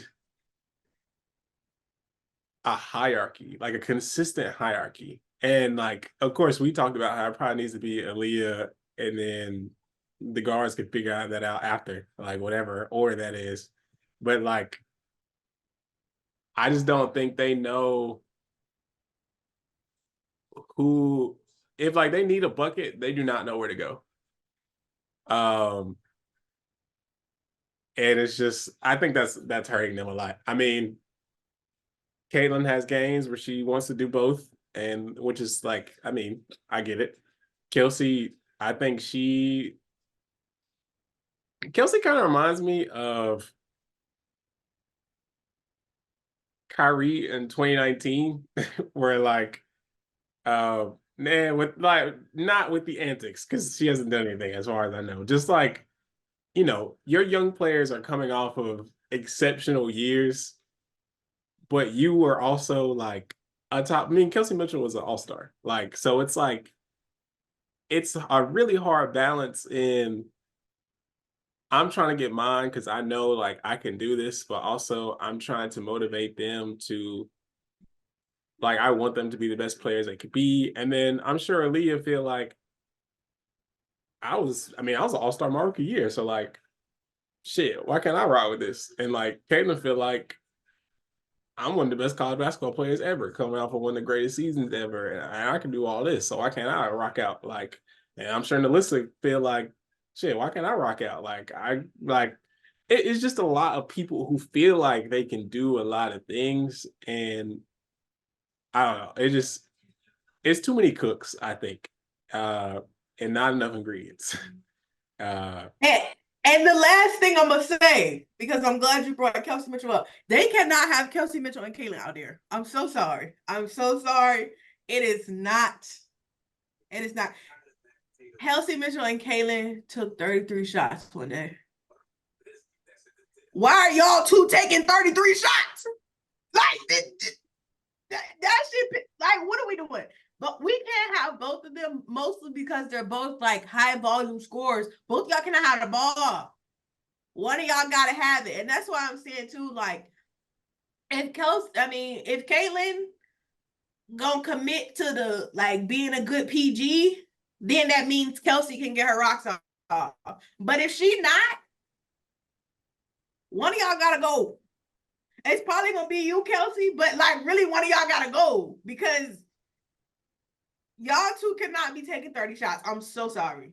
There is no reason for y'all to be taking 30 shots. Nalissa and Aaliyah should be taking 30 shots. Y'all two, maybe 20. Maybe. Maybe. And that don't even really work, because Kaylin gonna fucking take 10 threes. And Kelsey Mitchell, she gotta blow at least 6 layups. So we don't really have the numbers. The numbers not really on our side to be playing like that. So that's what I'm saying. Like, we can't keep both. We can't have both. If Caitlin wanted to be the greatest scorer, but we can't have both. Somebody got to go. Just all right. That's the last thing for. Okay. Vegas, y'all are looking funny in the light. Everybody except Asia, put your hands up, because you're going to jail for fraud. Kelsey Plum, you are first. Meg and Pancake, y'all are second and third. Jackie Young, you just came off of being sick. You got a little more time. But Lord knows, it's looking kind of funny out there. But I'm going to continue to be optimistic. They are not playing any type of defense, which is really crazy to me, because they have one of the best defensive players like ever on their team. Jackie Young is one of the best defenders at the guard position. And they're just getting like matadored out there, and it's just really wild to see. Like, I feel like if somebody wants to put up numbers or like something to put in their little highlight mix at the end of the season, just play the Aces and there'll be something in there. Yeah, it's looking crazy out there. But I would say they 2-time champions back to back. I'm absolutely willing to give them the benefit of the doubt. I'm not going to hit the panic button just yet. Chelsea Gray was listed as questionable last time I seen the injury report. So if Chelsea Gray can be one of the bigger things to fix this, she's arguably the second best player. Like, that's all that really matters to me. And I know for a fact, like, whether the Aces struggle the rest of the year, it's not like, I know they're not going to struggle enough to not make the playoffs. And I know for a fact, if a team has a career season and then they end up having to play the Aces in the first round, somebody's going to be pissed. Whether it be Connecticut, whether it be Liberty, whether it be Seattle, like, somebody's going to be pissed. I don't care how bad the Aces are struggling. Nobody wants to play Asia and them in the first round. And it's like best of 3 in the first round. That's going to be nasty. So yeah, I don't know. I've seen like people, especially like Liberty fans, being like, "Oh, if we were 5-5, this would be like the talk of the TL," and everybody would be like, "What's wrong with them?" And it's like, well, y'all aren't back-to-back champions, so we can't give y'all the benefit of the doubt. So yes, we would absolutely say more things about y'all. It's okay. That's when you win championships, you have more room for error. Go ahead, Jen. And they're Sorry. lying. They're lying about that actually, because if the Liberty was 5-5 right now, they will be like, give them grace. They're a new team. Don't be mean to them. They're doing good. They're trying their best. They started a book club. So yeah, the Aces look kind of funny right now. I just need them to be serious for a little bit. They have a kind of brutal stretch coming up, but they are also grown women and they are very good at basketball. And Asia is putting on one of the best seasons we have ever seen. I think at her current rate, if she keeps up her averages, she would have the greatest scoring and rebounding season ever, which is like 28 and 12. So that has absolutely been insane. She now has the longest streak of consecutive 20-point games, like in the regular season over the course of spanning multiple seasons. Enrique has it for in one season. But yeah, we'll see. I'm not pushing the panic button yet, but they are annoying me. You not lashing Kia Stokes for like not shooting the ball or not for not playing no defense or just doing for not doing that, or Alicia Clark. Alicia Clark look crazy out there. I ain't gonna lie. Love my sister down. She been looking cute, but she been looking crazy on the floor. I ain't gonna lie. I would definitely. I've had my Kia Stokes gripes before. I kind of knew what the deal was with her not being willing to shoot the ball. So like, it's kind of hard for me to be mad when I knew. I don't know. I text y'all about this often. I just think Kelsey makes me the maddest because I just think she has so much talent. So like when she be doing bonehead shit, I'd be like, bro, what's wrong with you?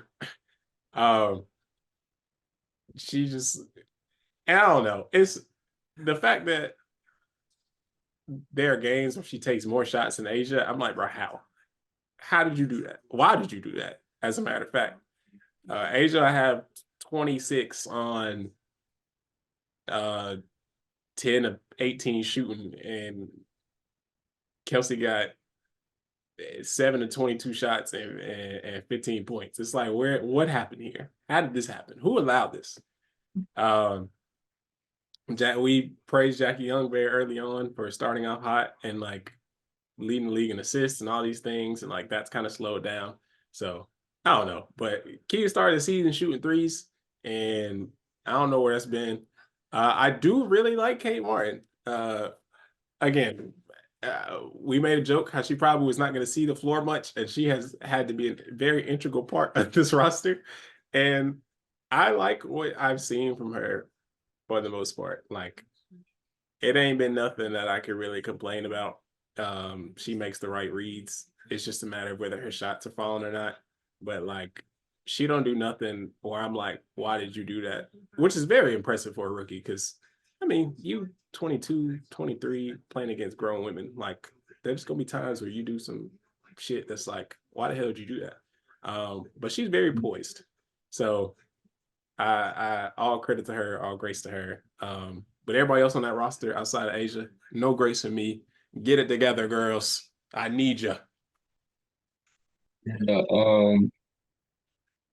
Vegas, I hate it had to be y'all, but I'm on y'all head. Like, yeah, listen. All right, so Vegas is third in offense and seventh in defense.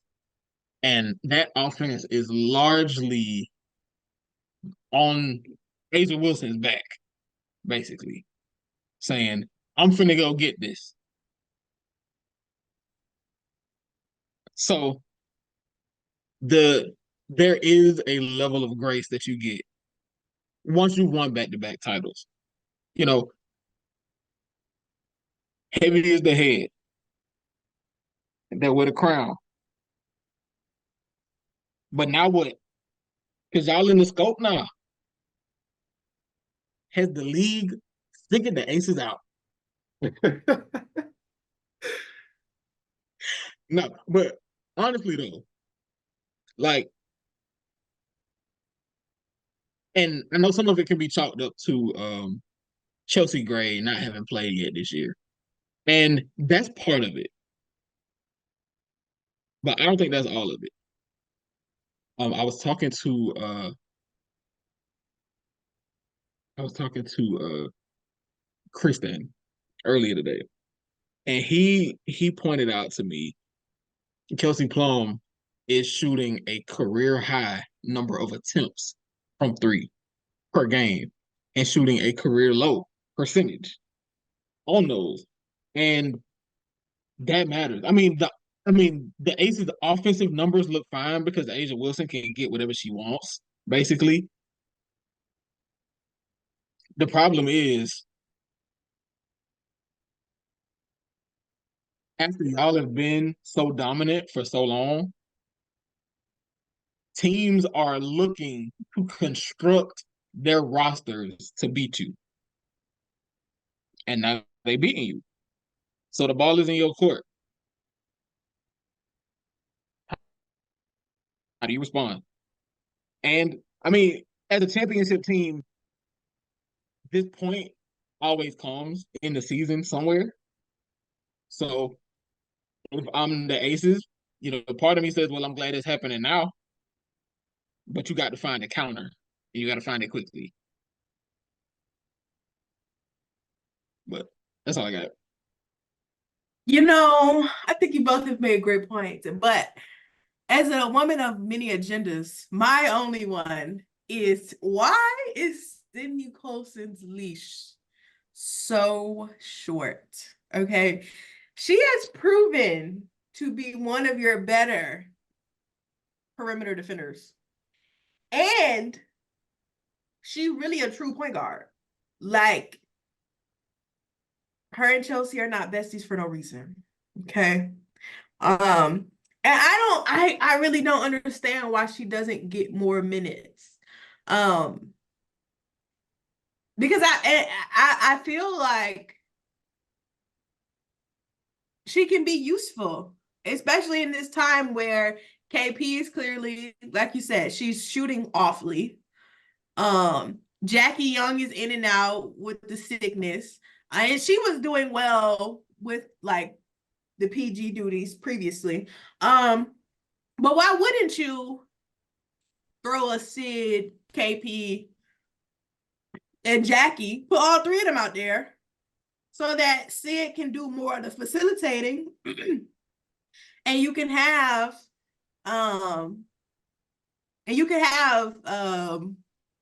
Kia and Asia playing there, maybe putting have Alicia coming off the bench. I think part of the problem too is that like everybody's role has kind of changed. Like they're obviously asking more of Alicia Clark. They're asking more of Kia Stokes. There are role players who really want to be role players, but they really can't be role players right now because they need somebody else to do something. They can't. Asia is carrying a lot. Jackie is carrying a lot when she's available. So they need everybody else to kind of pitch in a little bit more. So I don't know. I'm just always wondering why why Becky doesn't like play with that rotation more. Because at this point it's like y'all are 5-5. Like y'all are losing. Y'all really have nothing to lose at this point. What's T? What's T? And it's like Sid's healthy. She's sitting right there. Like you already signed the lady, so you might as well play her. She can't, and two, she can't do any worse. Every game you talked about how bad your defense is, but you're not gonna put the one person if Sid don't do nothing else, she's gonna go out there and foul. So at least she bruising the girls up. Like I just don't understand why you don't what the approach is. So, but yeah, I don't know. I'm not super panicked about them. Like they'll be all right. They'll be all right.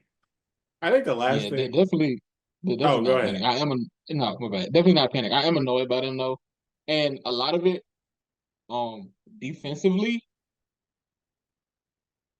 I know that the Aces like to switch a lot on defense, which can work, and a lot of time it does. The problem is if you're switching so much to the point where y'all have switched Kelsey Plum into the paint, who is she guarding down there? Like that's when you've done too much. So they it can be fixed. They can get it under control. Obviously, I'm not worried. I'm just annoyed. And this is a this is the kind of this like what is your counterpunch if you're the Aces? So that's what I'm interested to see going forward. My only thing is I do have a gripe with Aces fans because they are too pressed about being liked.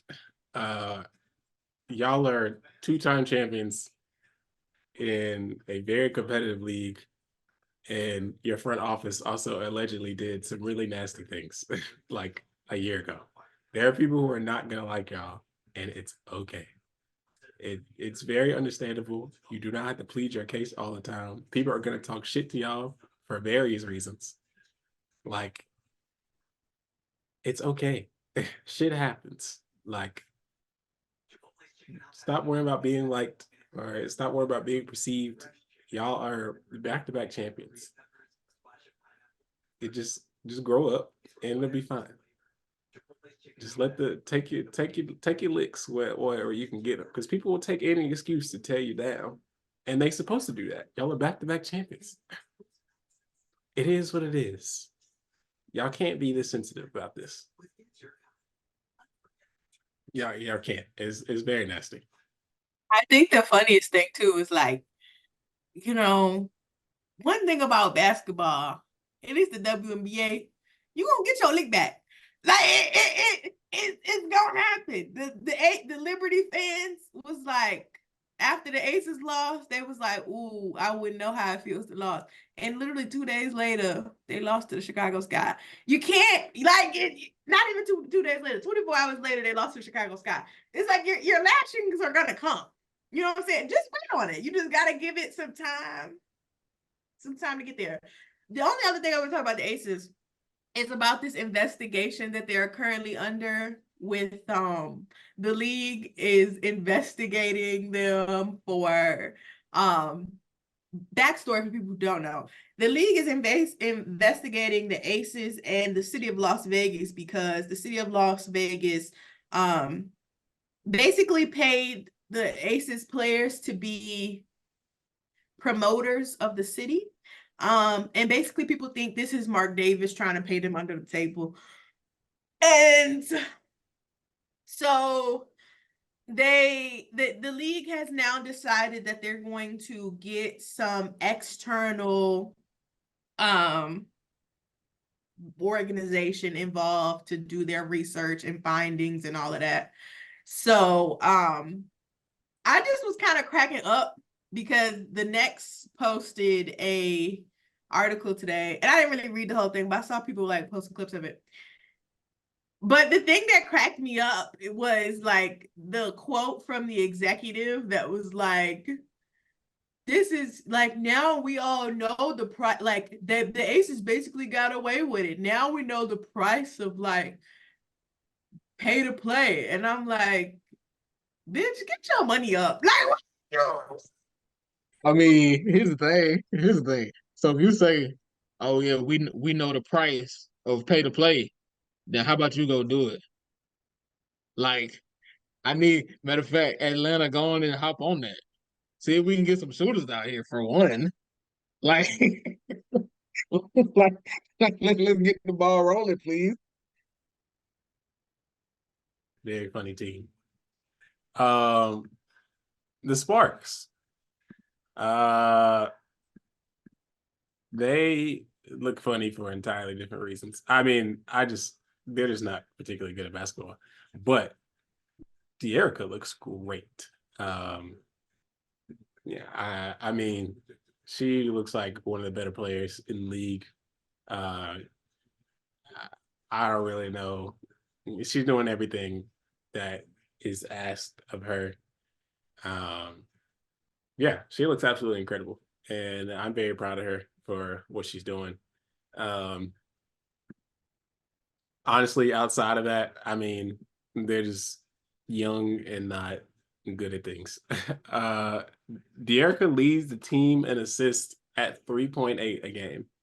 That is not good. Um, like, yeah, that there has to be something there, or has to be something more there from somebody. Like they have all these guards and they're just not doing anything. So I don't know. I really don't. I think you're being a hater because they just beat her team. So you need to be a little bit more respectful, actually. You just need to be a tad more respectful because Ray Burrell did not get in the fourth quarter.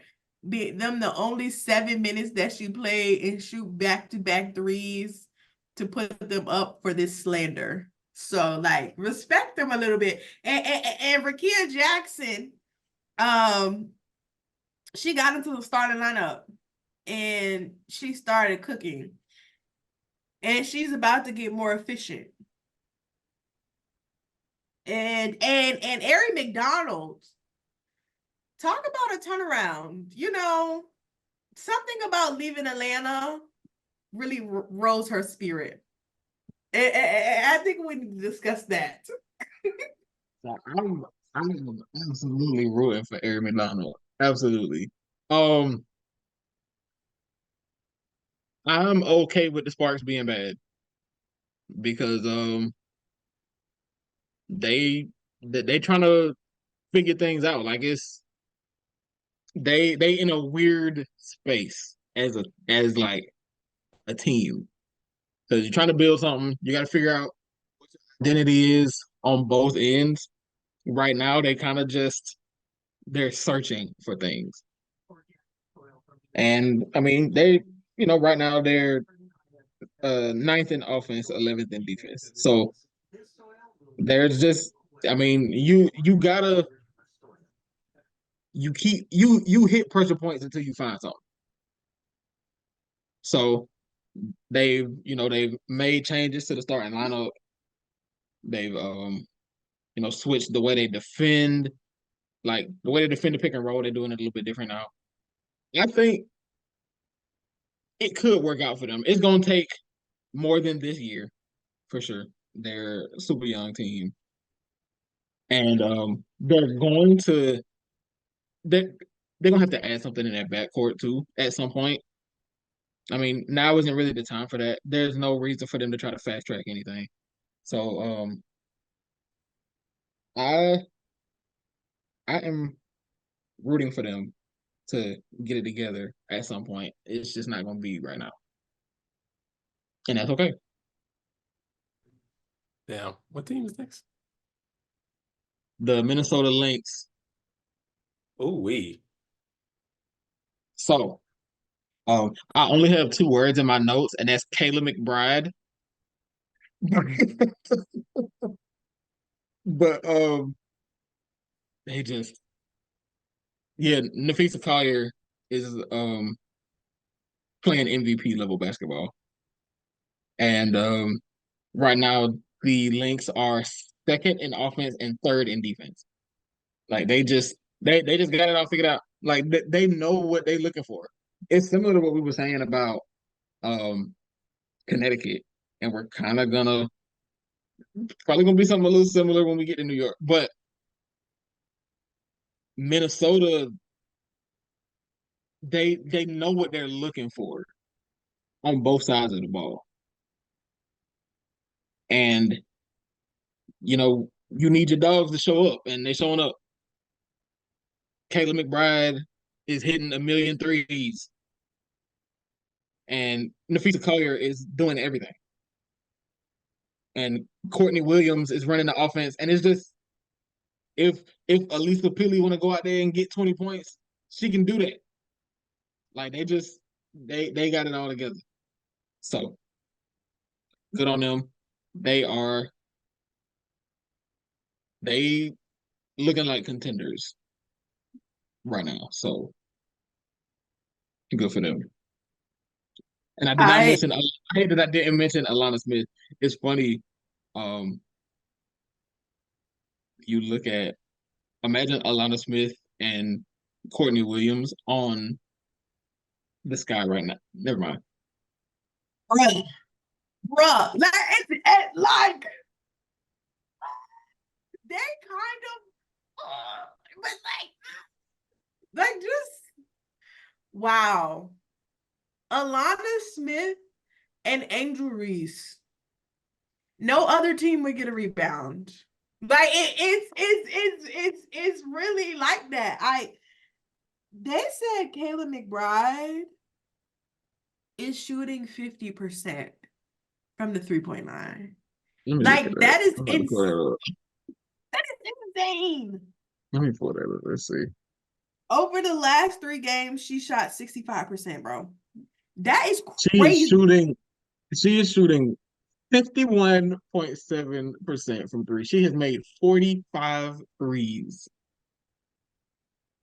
That's completely insane to me. Like the whole Lynx roster also being able to shoot threes obviously helps them tremendously, but like you just never know who it's gonna be, right? Like some nights, well, most nights it's Kayla, but then some nights it's Alana, and then some nights it's Cecilia.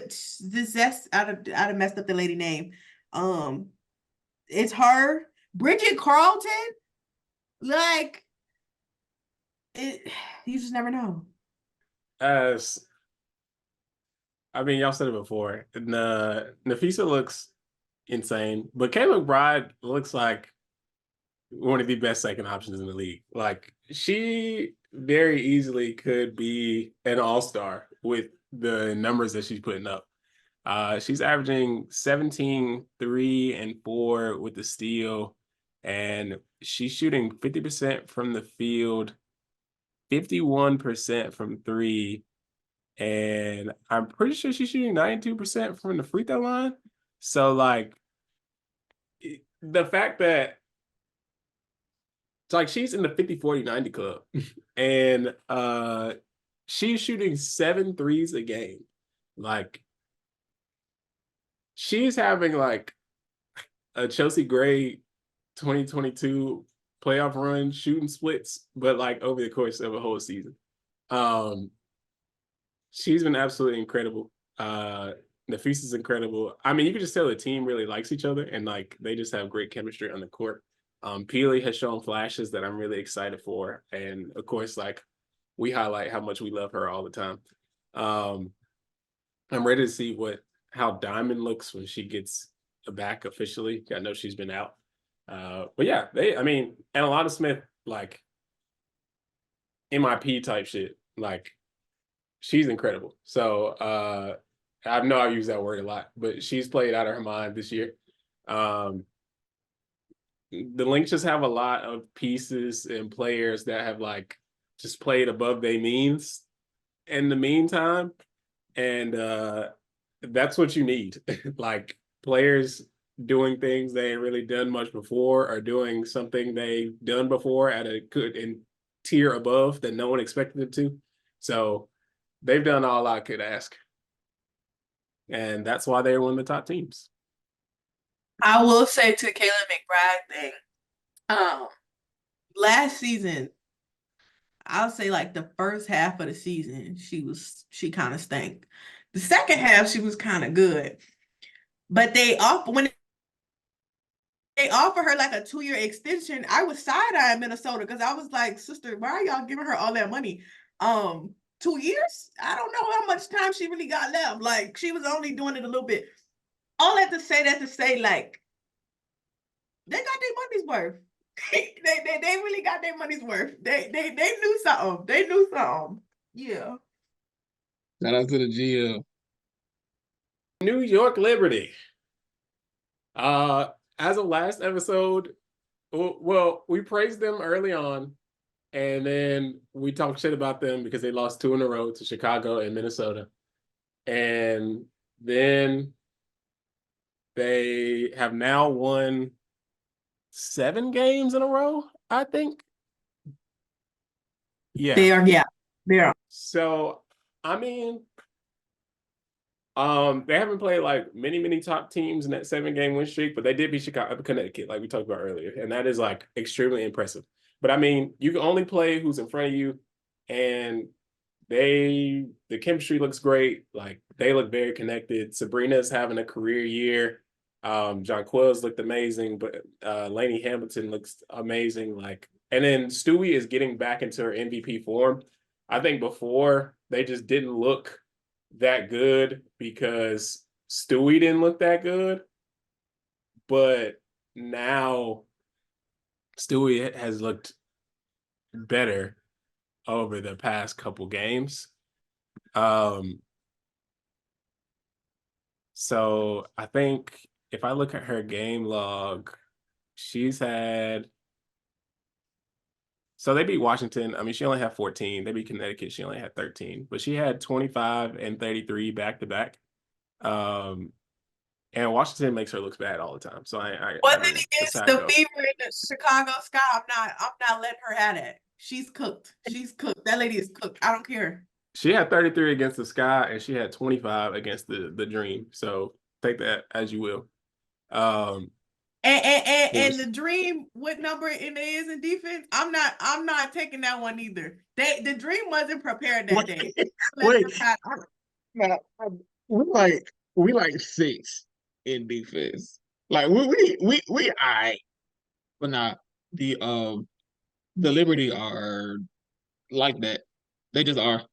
Like this was when when they traded for JJ and they signed Stewie last year. This is what I thought they would look like, and it's being actualized now in no small part because Sabrina has taken a scoring leap because she learned how to pop that midi, and that is the key to opening up your offense is when you pop that midi. Because I wish I had the numbers in front of me. I looked at them a couple days ago, but she's already made more mid-range shots this year than she made last year. She was like last year. She had to be like 30% from like inside the arc or something nasty, like 20-30% from inside the arc. And this year, I think she's already like 50. So she's already made like a significant jump. Yeah, and JJ has looked like JJ, which we talked about. We did we did a couple episodes at the end of last season, and we mentioned how JJ was kind of treated like an afterthought in that offense. And now it seems like they're getting to her in her spots. And she pulling that outside shot too. And with the jump from Sabrina has made a huge playmaking jump as well, to the point where um she should be, I think they're gonna look to make her the full-time starting point guard going forward. And they're gonna let Sloot run the second unit. And I think and I know that you know Stewie got off to a slow start in large part because the Liberty were trying to find anything else. They were like, we don't like the Stewie Savers button ain't something that you want to go to 3 games into the season. They were like, we got to get everybody else going because when it's time for Stewie to get hers, she can get hers, but we want to make sure everybody is fed, and it looks like they getting to that point. So now, and I said that Stewie would have to, play at an MVP level for them to win championship, and she's kind of returning to form at the right time too. So they just, I mean, it's similar to what I said about Minnesota and what I said about Connecticut. New York is the number 1 offense, number 4 defense. They just seem to have it all figured out as of now. So, more power to them. It's not TikTok, so I'm not gonna be objective. Fuck them. Okay. I don't want to see anything good about the Liberty. I need 2 thumbs down. I need to boo them. Like, boo. Oh my God. I have said Sabrina is playing good basketball too many times. Like, too many times I've said that. I needed to stop. Where is Sloop? Let's actually bring her back to the starting lineup. Let's bring her back to starting lineup. And Sabrina, the street saying you're not a good 3-point shooter no more. So you need to show them something. Like but no, to be serious. When they played against the Sun, like that was the best basketball I've ever seen the New York Liberty play. Like I was like astounded.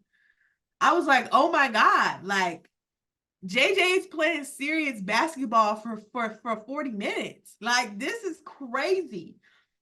Sabrina's playmaking, Benash's defense, you know, Kayla Thornton was in there getting some lashings. I'm like, y'all really ate that one little thing. I really wanted the Sun to beat them, so I didn't have to say that, but I gotta let them have it. That they look pretty good. And I too wonder how I've seen a lot of people say that without S2E they can't win, but I'm just really interested in like because I don't think like obviously again she's S2E, so she's like kind of a walking double-double, right? But I really wonder what they look like if Sabrina, JJ, and Benaja continue to be like the go-tos and S2E kind of like not takes a back seat, but like obviously she's not option 1. I'm really curious to see what they look like because I feel like those 3 are constantly the ones that are like I feel like the ones that are doing more. And I feel like that's making the difference for them. So I'm really interested to see how it keeps going. Like and 2, I think I do genuinely think Sabrina has been their like best player for sure. And JJ is a close second. I also feel like Sabrina has been their best player.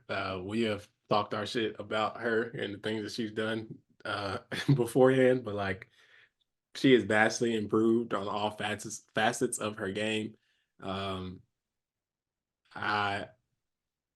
it definitely gives more room for error for what I think the Liberty did not do with like personnel changes, like with adding talent through their roster. I mean, they just banked on Sabrina and them being better, and like they absolutely have. She's been their most consistent. She's done everything they've asked her to do: score, facilitate, like pop that midi. Like anything you need, Sabrina has done it, and it's allowed S2E to have her non-S2E nights and them to still look like a top tier team. So all respect to her. Now, like Jamae said, thumbs down to Liberty. I do wish them the worst, not like injuries type shit, but I do want them to lose. But I have to give them props because they definitely deserve it. Phoenix Mercury. Kalia Copper. You will have my respect forever. What you are doing right now.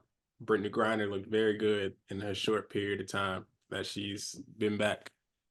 Funny enough, Diana has looked like good in certain instances. Cloud is doing what she has to do. Natasha Mack is playing her role very well. Like they they look pretty solid. Do I think they're like an upper echelon team at the moment? No, but I mean, they definitely like one of those teams that people are not going to want to play when the chips fall. Like you have a historic year and you make it to the playoffs and you're a first, second seed, third seed, whatever they end up being. Like the Mercury are not going to be a team you want to play in a 3-game series. Like having to play against Kalia, one of the best scorers in the league, Diana, who can get hot in a minute. I mean, I know she damn 63, but like if she gonna hit 6 threes, that's gonna hurt in a playoff setting. Um, Brittany Griner is one of the few true centers in the league, and like she is the best one at it. Um, and then like Natasha Cloud, hounding you, facilitating, like they look real good. Um, I have no clue what to expect from them going forward, but I am proud of them. Shout out to Kalia for making the USA team. We mentioned that earlier, but like her video where she was crying was really touching. You could tell how much it meant to her, and I think she's going to be a very like valuable asset to international play because she is just so tough and she can score from anywhere. Um, and with how physical they are, she thrives in that. So yeah, I'm excited for her. Thumbs down to them though. You know, one of the teams I wish the worst for, but I'm going to give them their props. I'm gonna be a hater before Jay gives y'all real information. 2 thumbs down, actually. 2 actual thumbs down. I don't wish you well. I don't wish you well. The only thing I will say, it's not funny. It is funny actually. When the fucking Kalia Copper 3 against the Lynx at damn near the buzzer was the funniest thing I've ever seen. And like the devastation of the Minnesota Lynx was hilarious. Their fans were pissed. And I get it because BG's first game back and she set a screen on 2 people. And that's why y'all got cooked.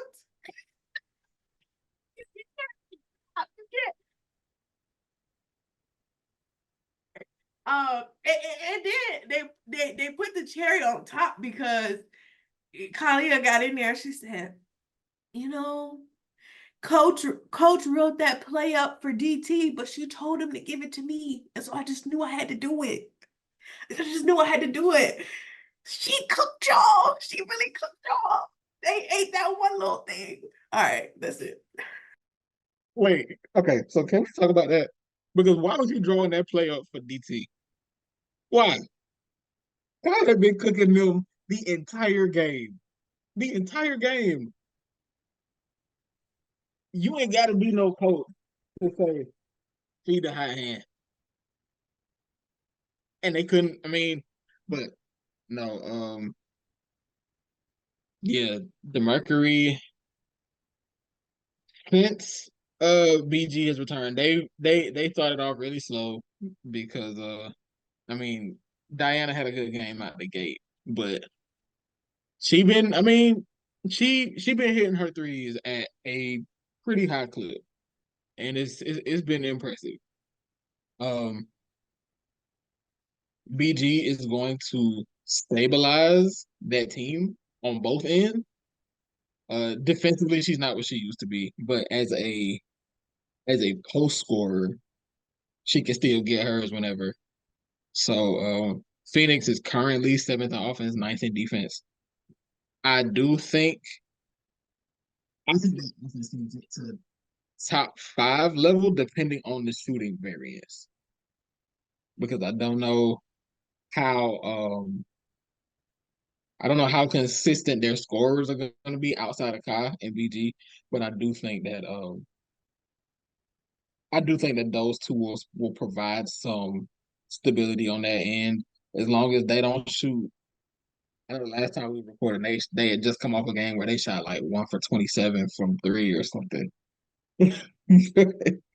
as long as as long as shooting variance is relatively normal, I can see them ending up at least, top half of the league in offense.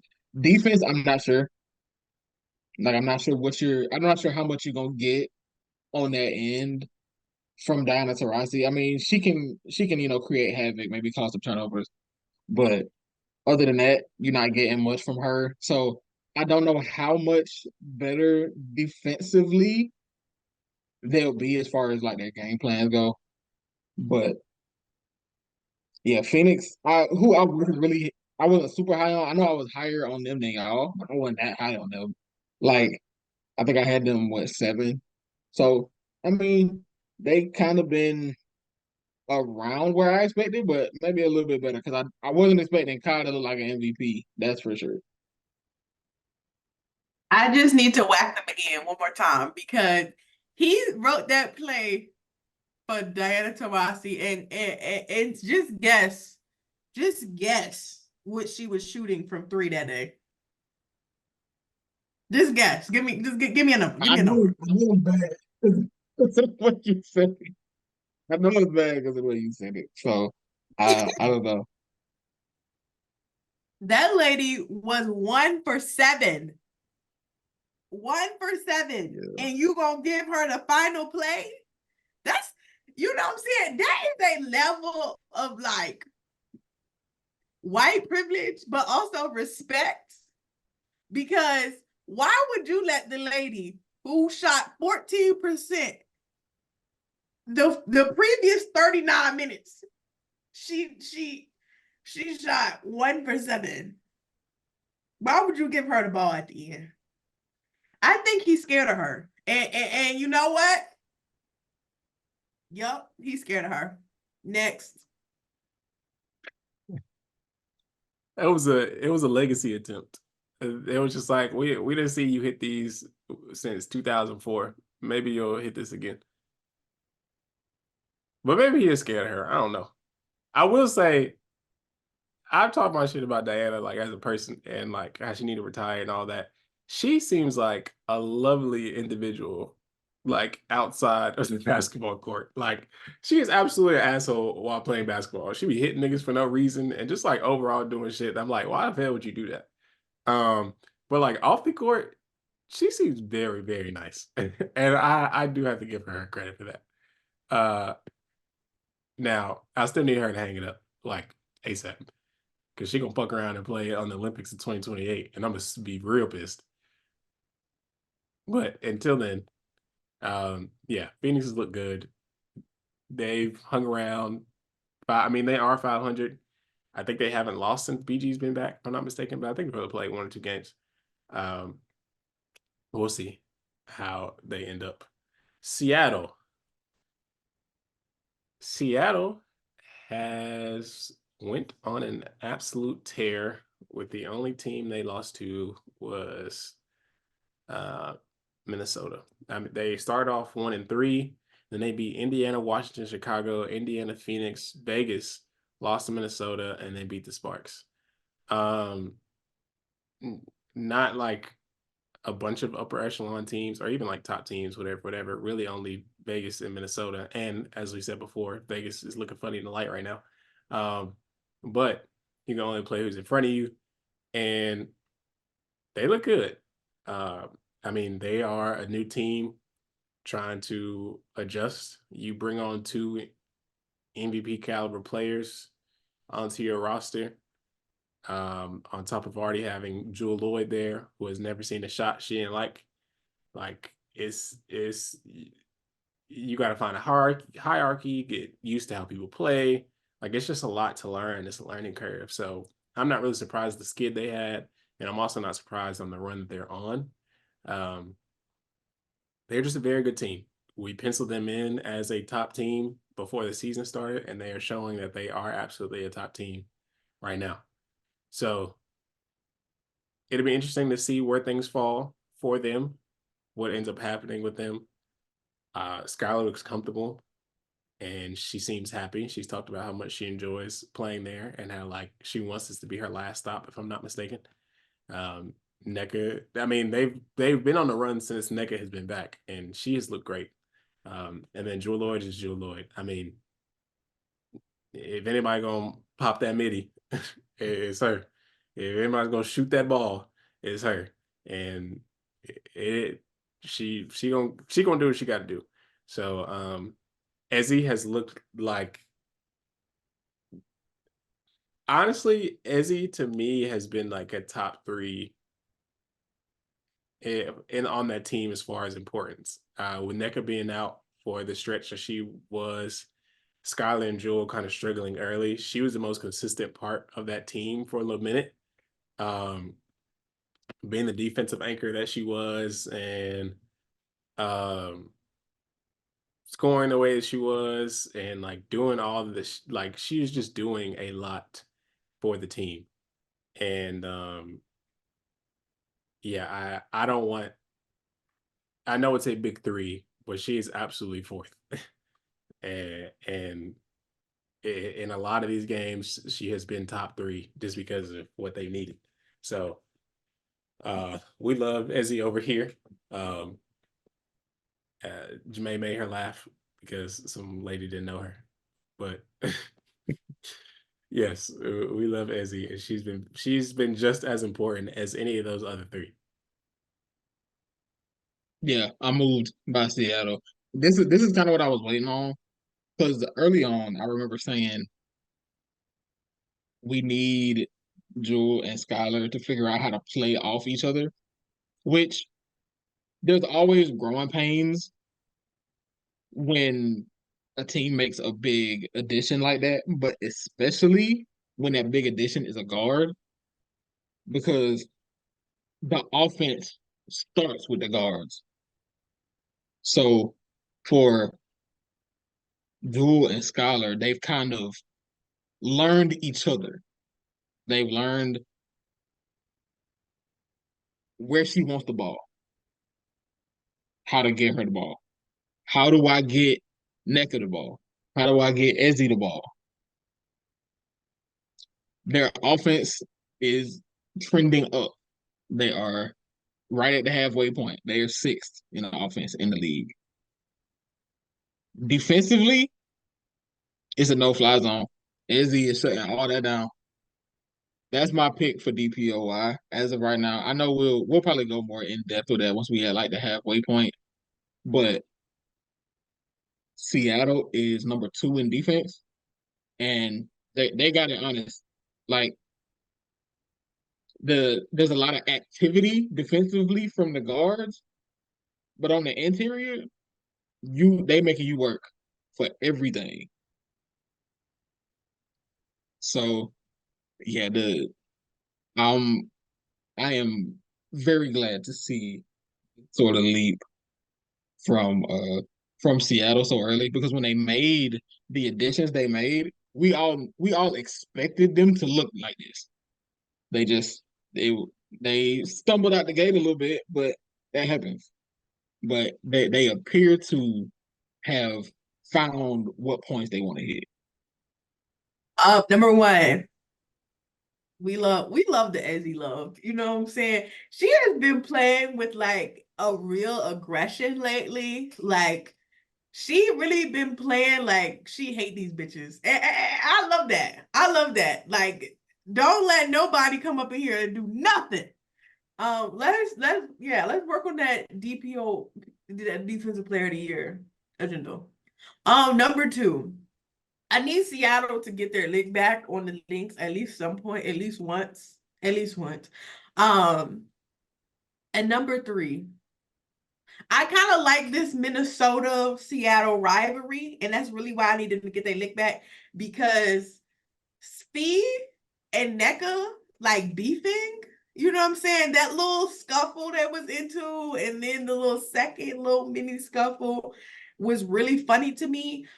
Because neither one of y'all like act like that. So why that happened, how that even happened, I'm still a little like, what? Like, and every time I watch the video, I just kind of giggle a little bit longer, because I'm like, how did we get here? I don't know how we got here. So I like that little rivalry is brewing. Seattle, we need to fight back next time. And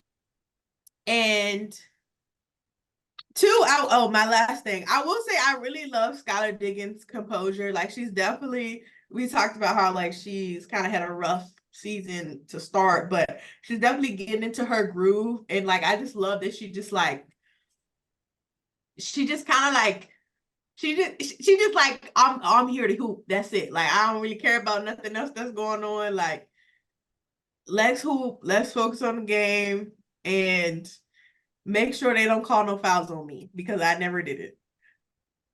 Last but not least, the Mystics, who, Jay, close your ears, got their first win of the year. I mean, we've said it all year before the season started. They were not going to be good, but they were going to make things ugly for any and every team they played. And so far, I mean, they've lost one game by more than, okay, so they lost to Seattle by 32. They lost to Connecticut by 16, and they lost to,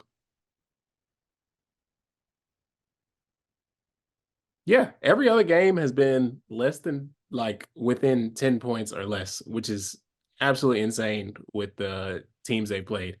They played New York. Oh, they lost to New York one game by 11. The other two games they played New York, they lost by 5 each time. They lost to Chicago by 8. They lost to Atlanta the first time by 6. They lost to Phoenix by 3. They lost to Seattle by 9. They lost to Connecticut another time by 7. Like, every game they play is close, and it's just because they have an identity. Like, they just don't really have the talent. I do have to give a shout out to Aaliyah Edwards. She has looked very, very good recently.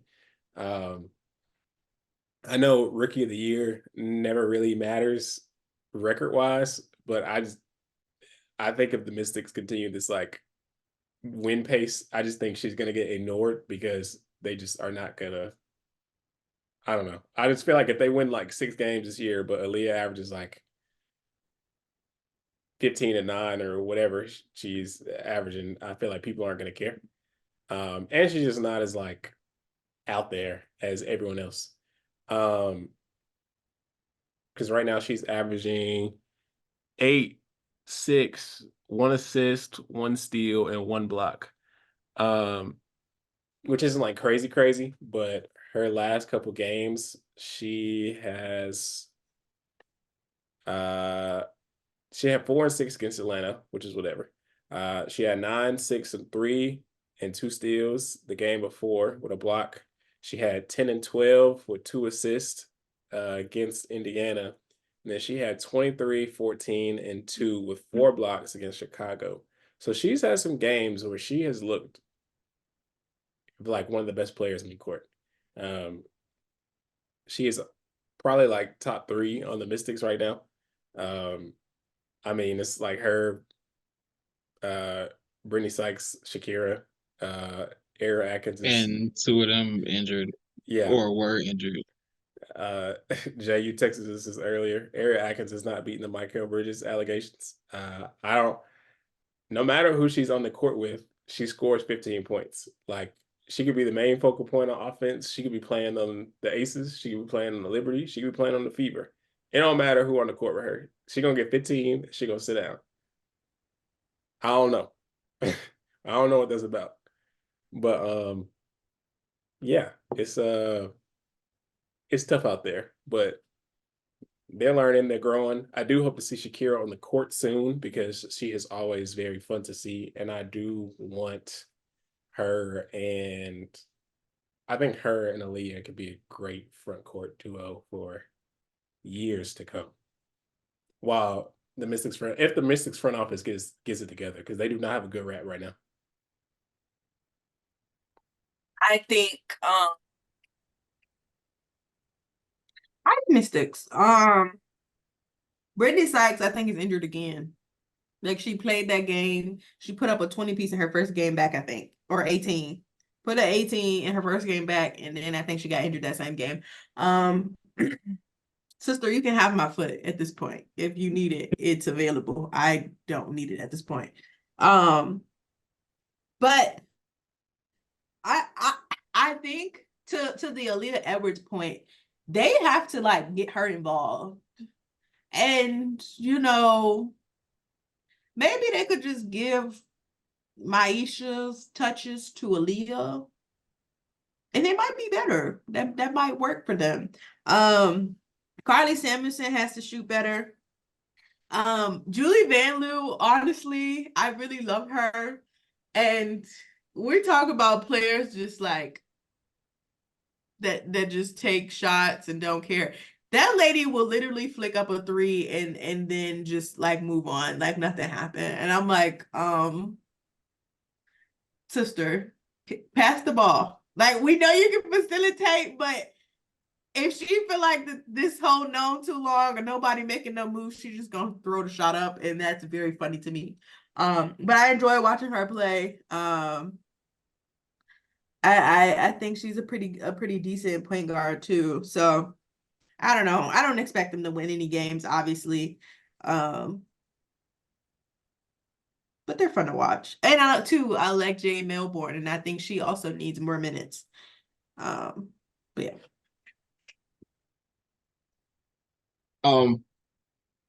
I knew the Mystics would get one, and I knew it would be against the Dream. Like, like going into the game, like I remember I saw somebody say it's gonna be the game that the Mystics win, and I was like, I want to say something smart as a comeback, but I can't because I just got a feeling. No, Jay knew because he posted the fucking meme of what's that man Kyle name? Kuzma. Kyle Kuzma. Oh, yes, Kyle Kuzma. That was like, we just can't be the one.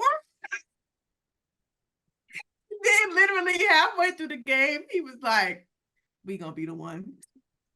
Yeah, I had a feeling. Even then, I had a feeling. I was like, yeah, I feel like this is gonna be the one. I saw that they came out and they hit like 8 threes in the first quarter or something. I was like, oh, okay, yeah, that's what kind of game this is. Well, I'm still gonna watch because I need to see what's going on. But yeah, this is what I expected. But first of all, good for them. Second of all, they did it without Shakira, which is impressive. And if you're gonna win a game like that, you got to be willing to pull threes the way that they was pulling them. So good on them. Good game plan. They stuck to it. It was one of them games where you kind of had to live by it or die by it. But um I was glad to see Brittany Sykes back. I hate that she ended up, banged up again, but I enjoy watching her play basketball. And I would like they gonna need something. Like that the outlier shooting performance notwithstanding, this is the worst offense in the league as of now. And that's not like that's pretty much to be expected. I think we kind of figured it would be that way. And um they do have my favorite rookie, Aaliyah Edwards, who I hope at some point will be able to bring some juice to that offense, maybe with an off-season addition, who knows? But I think that I hope that they can find some pressure point that they can hit to allow them to get over the hump and beat these teams that they've been in so many close games with because they're bad, but they're not as bad as their record. Like it's plenty of games where they was in it at the end and just couldn't get it done. Lord knows they got the Mercury, no, not the Mercury. They got the Liberty number. because And, multiple times I can't it felt wait. like multiple multiple times it felt like, oh, the Liberty finna let this one go against Washington. They couldn't get it done though. And that's the other thing too. Young teams usually struggle to close games. So I think they'll figure that out too. But um good for them getting their first win.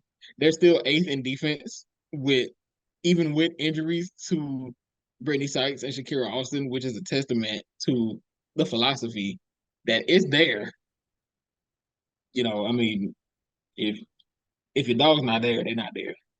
But they there's a baseline for them. They just got to find an offensive identity, and I hope that Aaliyah Edwards can help lead them to that, as well as with once Shakira is healthy, they can play off each other in the front court too. And I'm glad you brought them up. I can't wait till the Mystics get their lashings against the Liberty, and they need to do it immediately. Because they really should have beat them in that last game, but they be selling for the Liberty. Like that last call really should have been at 8 seconds. But Naja Laney, which I did say before because I was giving her flowers, she be flopping so bad. That lady is literally like the biggest flopper in this league. I'm so sorry. Actually, I'm not sorry because she is. And it'd be crazy how she be getting away with it. Like, anyway, yeah, I need the Mystics to get their lashings against the Liberty. That's my only request for them this season. Yeah, that is all our teams. I mean, in MNBA news, my Celtics just won game 3. If you are watching this on YouTube, I'm sure you see my eyes look in the corner of my screen most of this because I've tried my hardest to see the Celtics gonna piss me off, and they almost fucking did. If we would have lost, I'd have been like, if we would have lost like regularly, I'd have been like, all right, whatever. And these niggas went up 20. And then the Mavericks went on a 22-2 run. And I was like, if we fucking lose this game by blowing this lead in the fourth quarter, I'm flying to Dallas myself.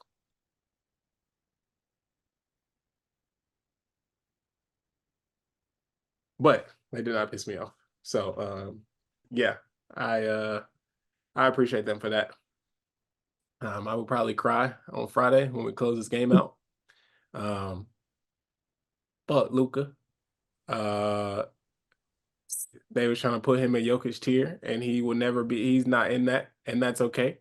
Jokic and Giannis are by far the best 2 players in the league. Everybody else, there's a big gap, and y'all can figure the rest out from there. Jaylen Brown, Finals MVP. I win. They said his contract was OD, and he's about to get Finals MVP. Kiss my black ass. Porzingis, good riddance. Nasty man. Could have did it without you. Did it without you. I ain't want you on my team anyway. I will never give you praise in my life. I don't know what else to say. Lord, thank you, Oda, for the team. Thank you for allowing Brad Stevens to be my GM. He was a wonderful coach, but unfortunately, Danny Ainge was your GM, and he did not know what he was doing. And he was doing shit like getting Romeo Langford and Aaron Neesmith when you were trying to put together championship teams. So this nigga said, I'm gonna craft a team that I would want to coach. Or I'm gonna put together a team that I would like to coach. And he did amazing. And fuck Kyrie Irving. And it's specifically, I don't care about all the other antics. He's really stupid for that anyway, but I don't care. fuck Kyrie Irving for quitting on my team in 2019. People be acting like that's some cool shit, or I'm supposed to get over that because it was 5 years ago. Fuck that nigga. I'll never get over it. I don't care if he's 60. You gonna quit on my team in the middle of a playoff series? Nigga, fuck you. Stay on that fucking side. That's what you get. That boy ain't beat us in 13 straight games. Good fucking riddance. I hope you rot. Get him out of here. Yeah.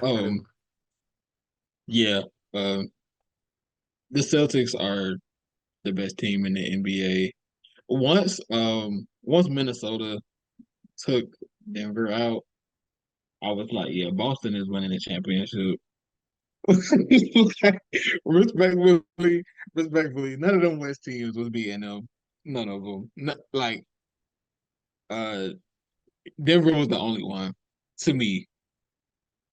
But yeah, I mean, Jason Tatum has shot like shit. He hasn't played like shit, but he's shot like shit.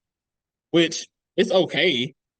It's okay because you won, but I still have to mention it because it's like, yeah, he been playmaking. You know, he been defending. Luca was doing him dirty early in Game 3, but you know he been doing the little things when his shot not falling, and that's the kind of thing you want out of your star. You want him to be able to. It's like, okay, my shot not falling. I got to at least do this. I mean, that don't mean he stopped shooting. He just, they just wasn't going down. It ain't been a great series for him from a shot standpoint. He ain't been taking the best shots. He prone to do that every now and then. He'll throw up some shots to make you like, all right, like we just because you can don't mean you should. But the Celtics are 3-0. By the time they might have a championship by the time this go up. So good for them, I guess. Don't love that. I don't really like the Celtics. I don't know if I don't like the way they play basketball. They're a great team though. They're a great team though. Like I am happy for a I am happy for a contingent of Celtics fans, but good for them. Dallas, Luka Doncic. I know a lot is gonna be made about his defense, and it's been terrible. Like it's genuinely been terrible. During Game 3, when the Mavs started making a run to make it a close game, he started at least being attentive on that end. And as a 6'4" point guard, you can live with that. Just being attentive. But a lot of times he don't even do that. A lot of times guys just blow by him, and it's tough to win like that. No matter how good you are on the other end, no matter how hobbled you are, like I know there's a lot of, oh, he's injured, he's tired, this is the finals. That's the case for everybody. Everybody hurt, everybody tired. I mean, either you got it or you don't. But yeah, um, Kyrie Irving decided to he at least remembered it was a finals game tonight. I'll give him credit for that. The first two games he was playing for the Celtics. He still had that jersey on. But yeah. I don't want to say congratulations to Boston because I do not want to jinx y'all. Because with my luck, y'all will be the first team to blow a 3-0 lead with me giving y'all early congratulations. Don't even air. So I will save that.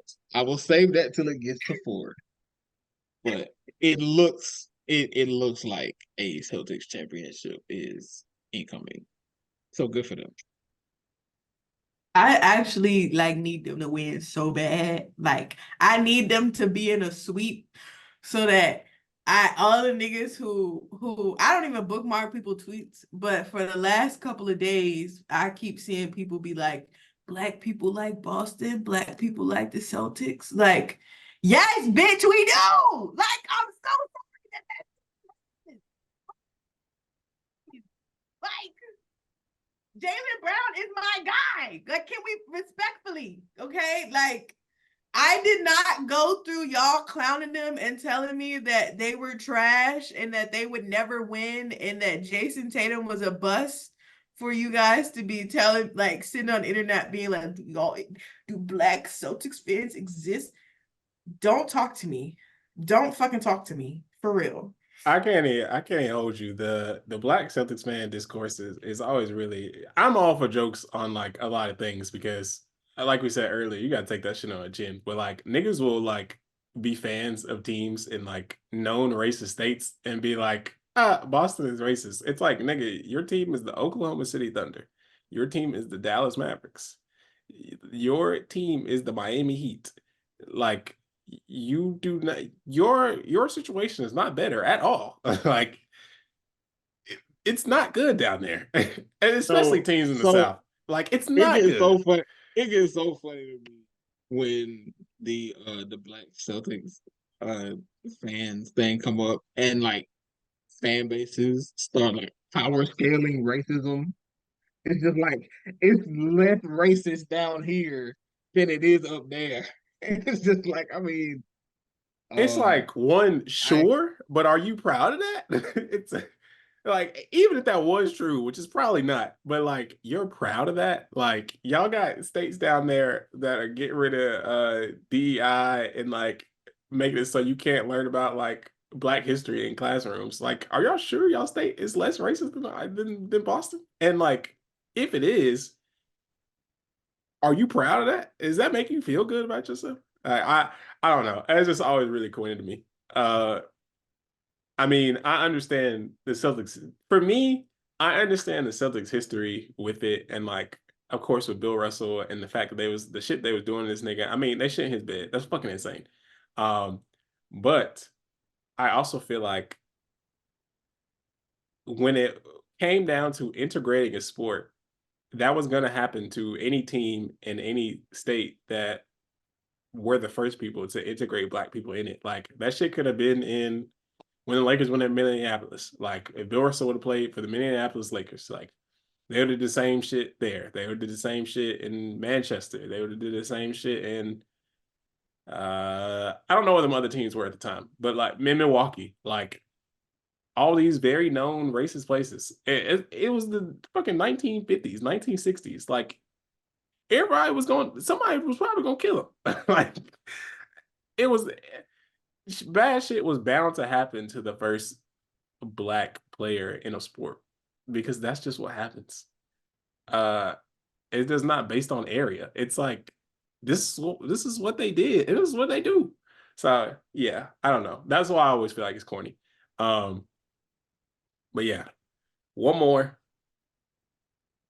Oh, I don't even not like Dallas. I just really don't like Kyrie. I feel bad for Dre because he does not deserve this. But fuck Kyrie Irving. I hope his summer is miserable. I'm on mute. I didn't even realize. All I was saying was, at first I was saying the NBA needed to be extended.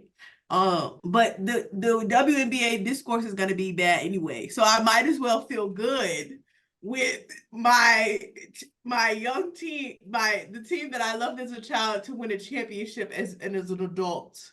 That's actually what's gonna wake me up, especially since um my WNBA team probably won't do anything for at least the next 6 weeks. So I need some joy. I need basketball to bring me some joy. So yeah.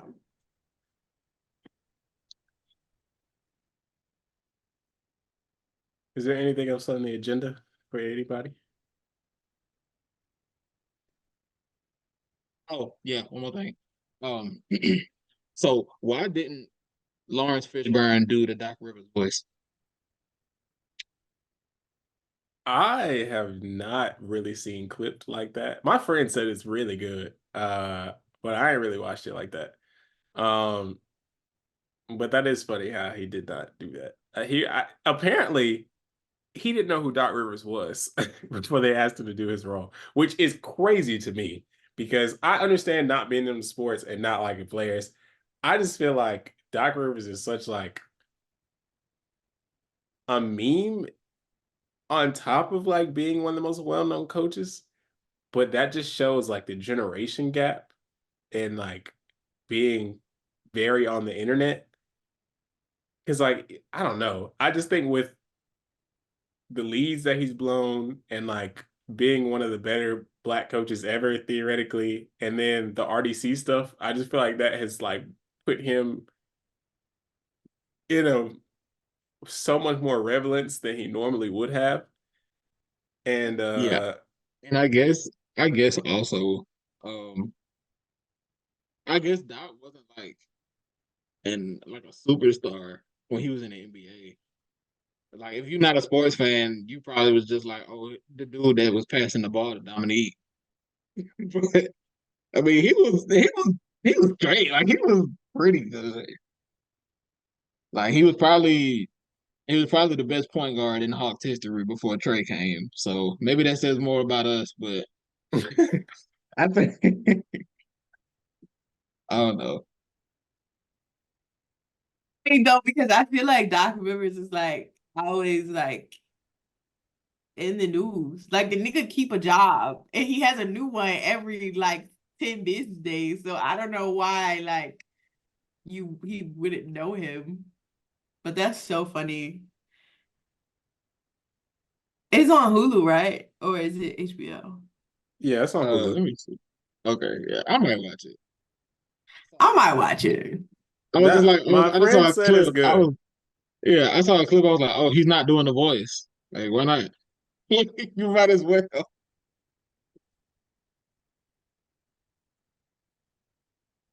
That is so funny to me. But yeah, no, that's all I got. Andrew Reese is the first rookie with 100 points and 100 rebounds. That's a dog. How about that? Rookie of Good the for her. year. And it's gonna be this. I feel like this rookie of the year is like theoretically the race is gonna be really close, and then it's just gonna be like it. I feel like the WNBA is gonna face a lot of backlash if like if the race is close because it's just gonna be a bunch of people that's like, well, Caitlin Clark has like 6 30-point games and whatever. And yeah, so I feel like this has the potential to be another conversation that ends up on CNN and people be like reverse racism and Sounds like fun. For the record, I would probably have Caitlyn as my rookie of the year as of right now.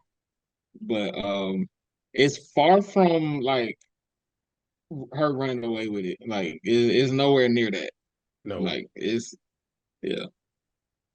You know, so I've been seeing people. Did y'all see that list of like all the I guess of like maybe it was ESPN. I think it was a bunch of different platforms who did like rookie of the years based on like event stats or whatever, and they like I saw re-ranked that. them.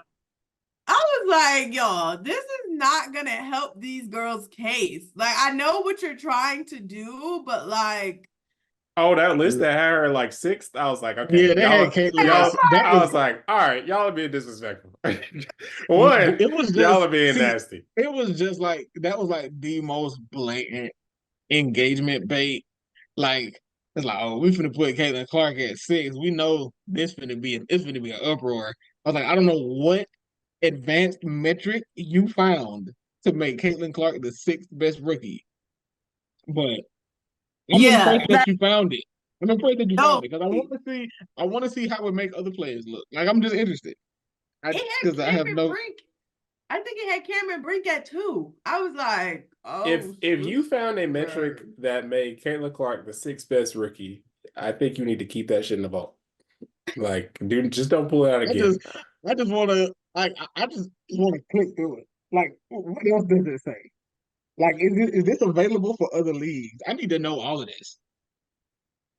I feel like too. I think it was like a combination of stuff, like defensive win shares and like, I'm like, guys, like, Come on. Like, there are other things.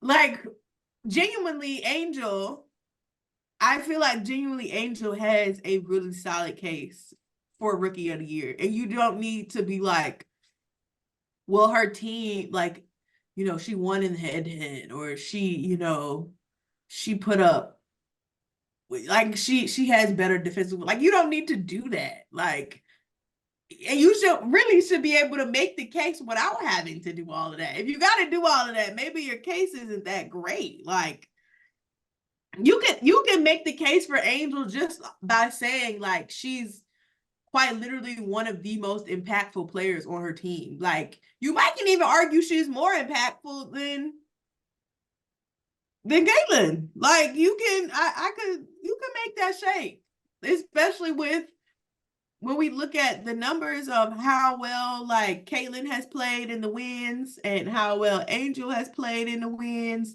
and just her, like, general the general, like, leadership Angel brings to the team. Like, there's a case to be made, and you don't have to do this, like, thing where you're like, Cameron Brink is better than Caitlin Clark. Like, love Cameron down, but my sister, she's not even the better rookie on her team. I don't, like, respect Ricky Jackson. I don't know. It's getting weird.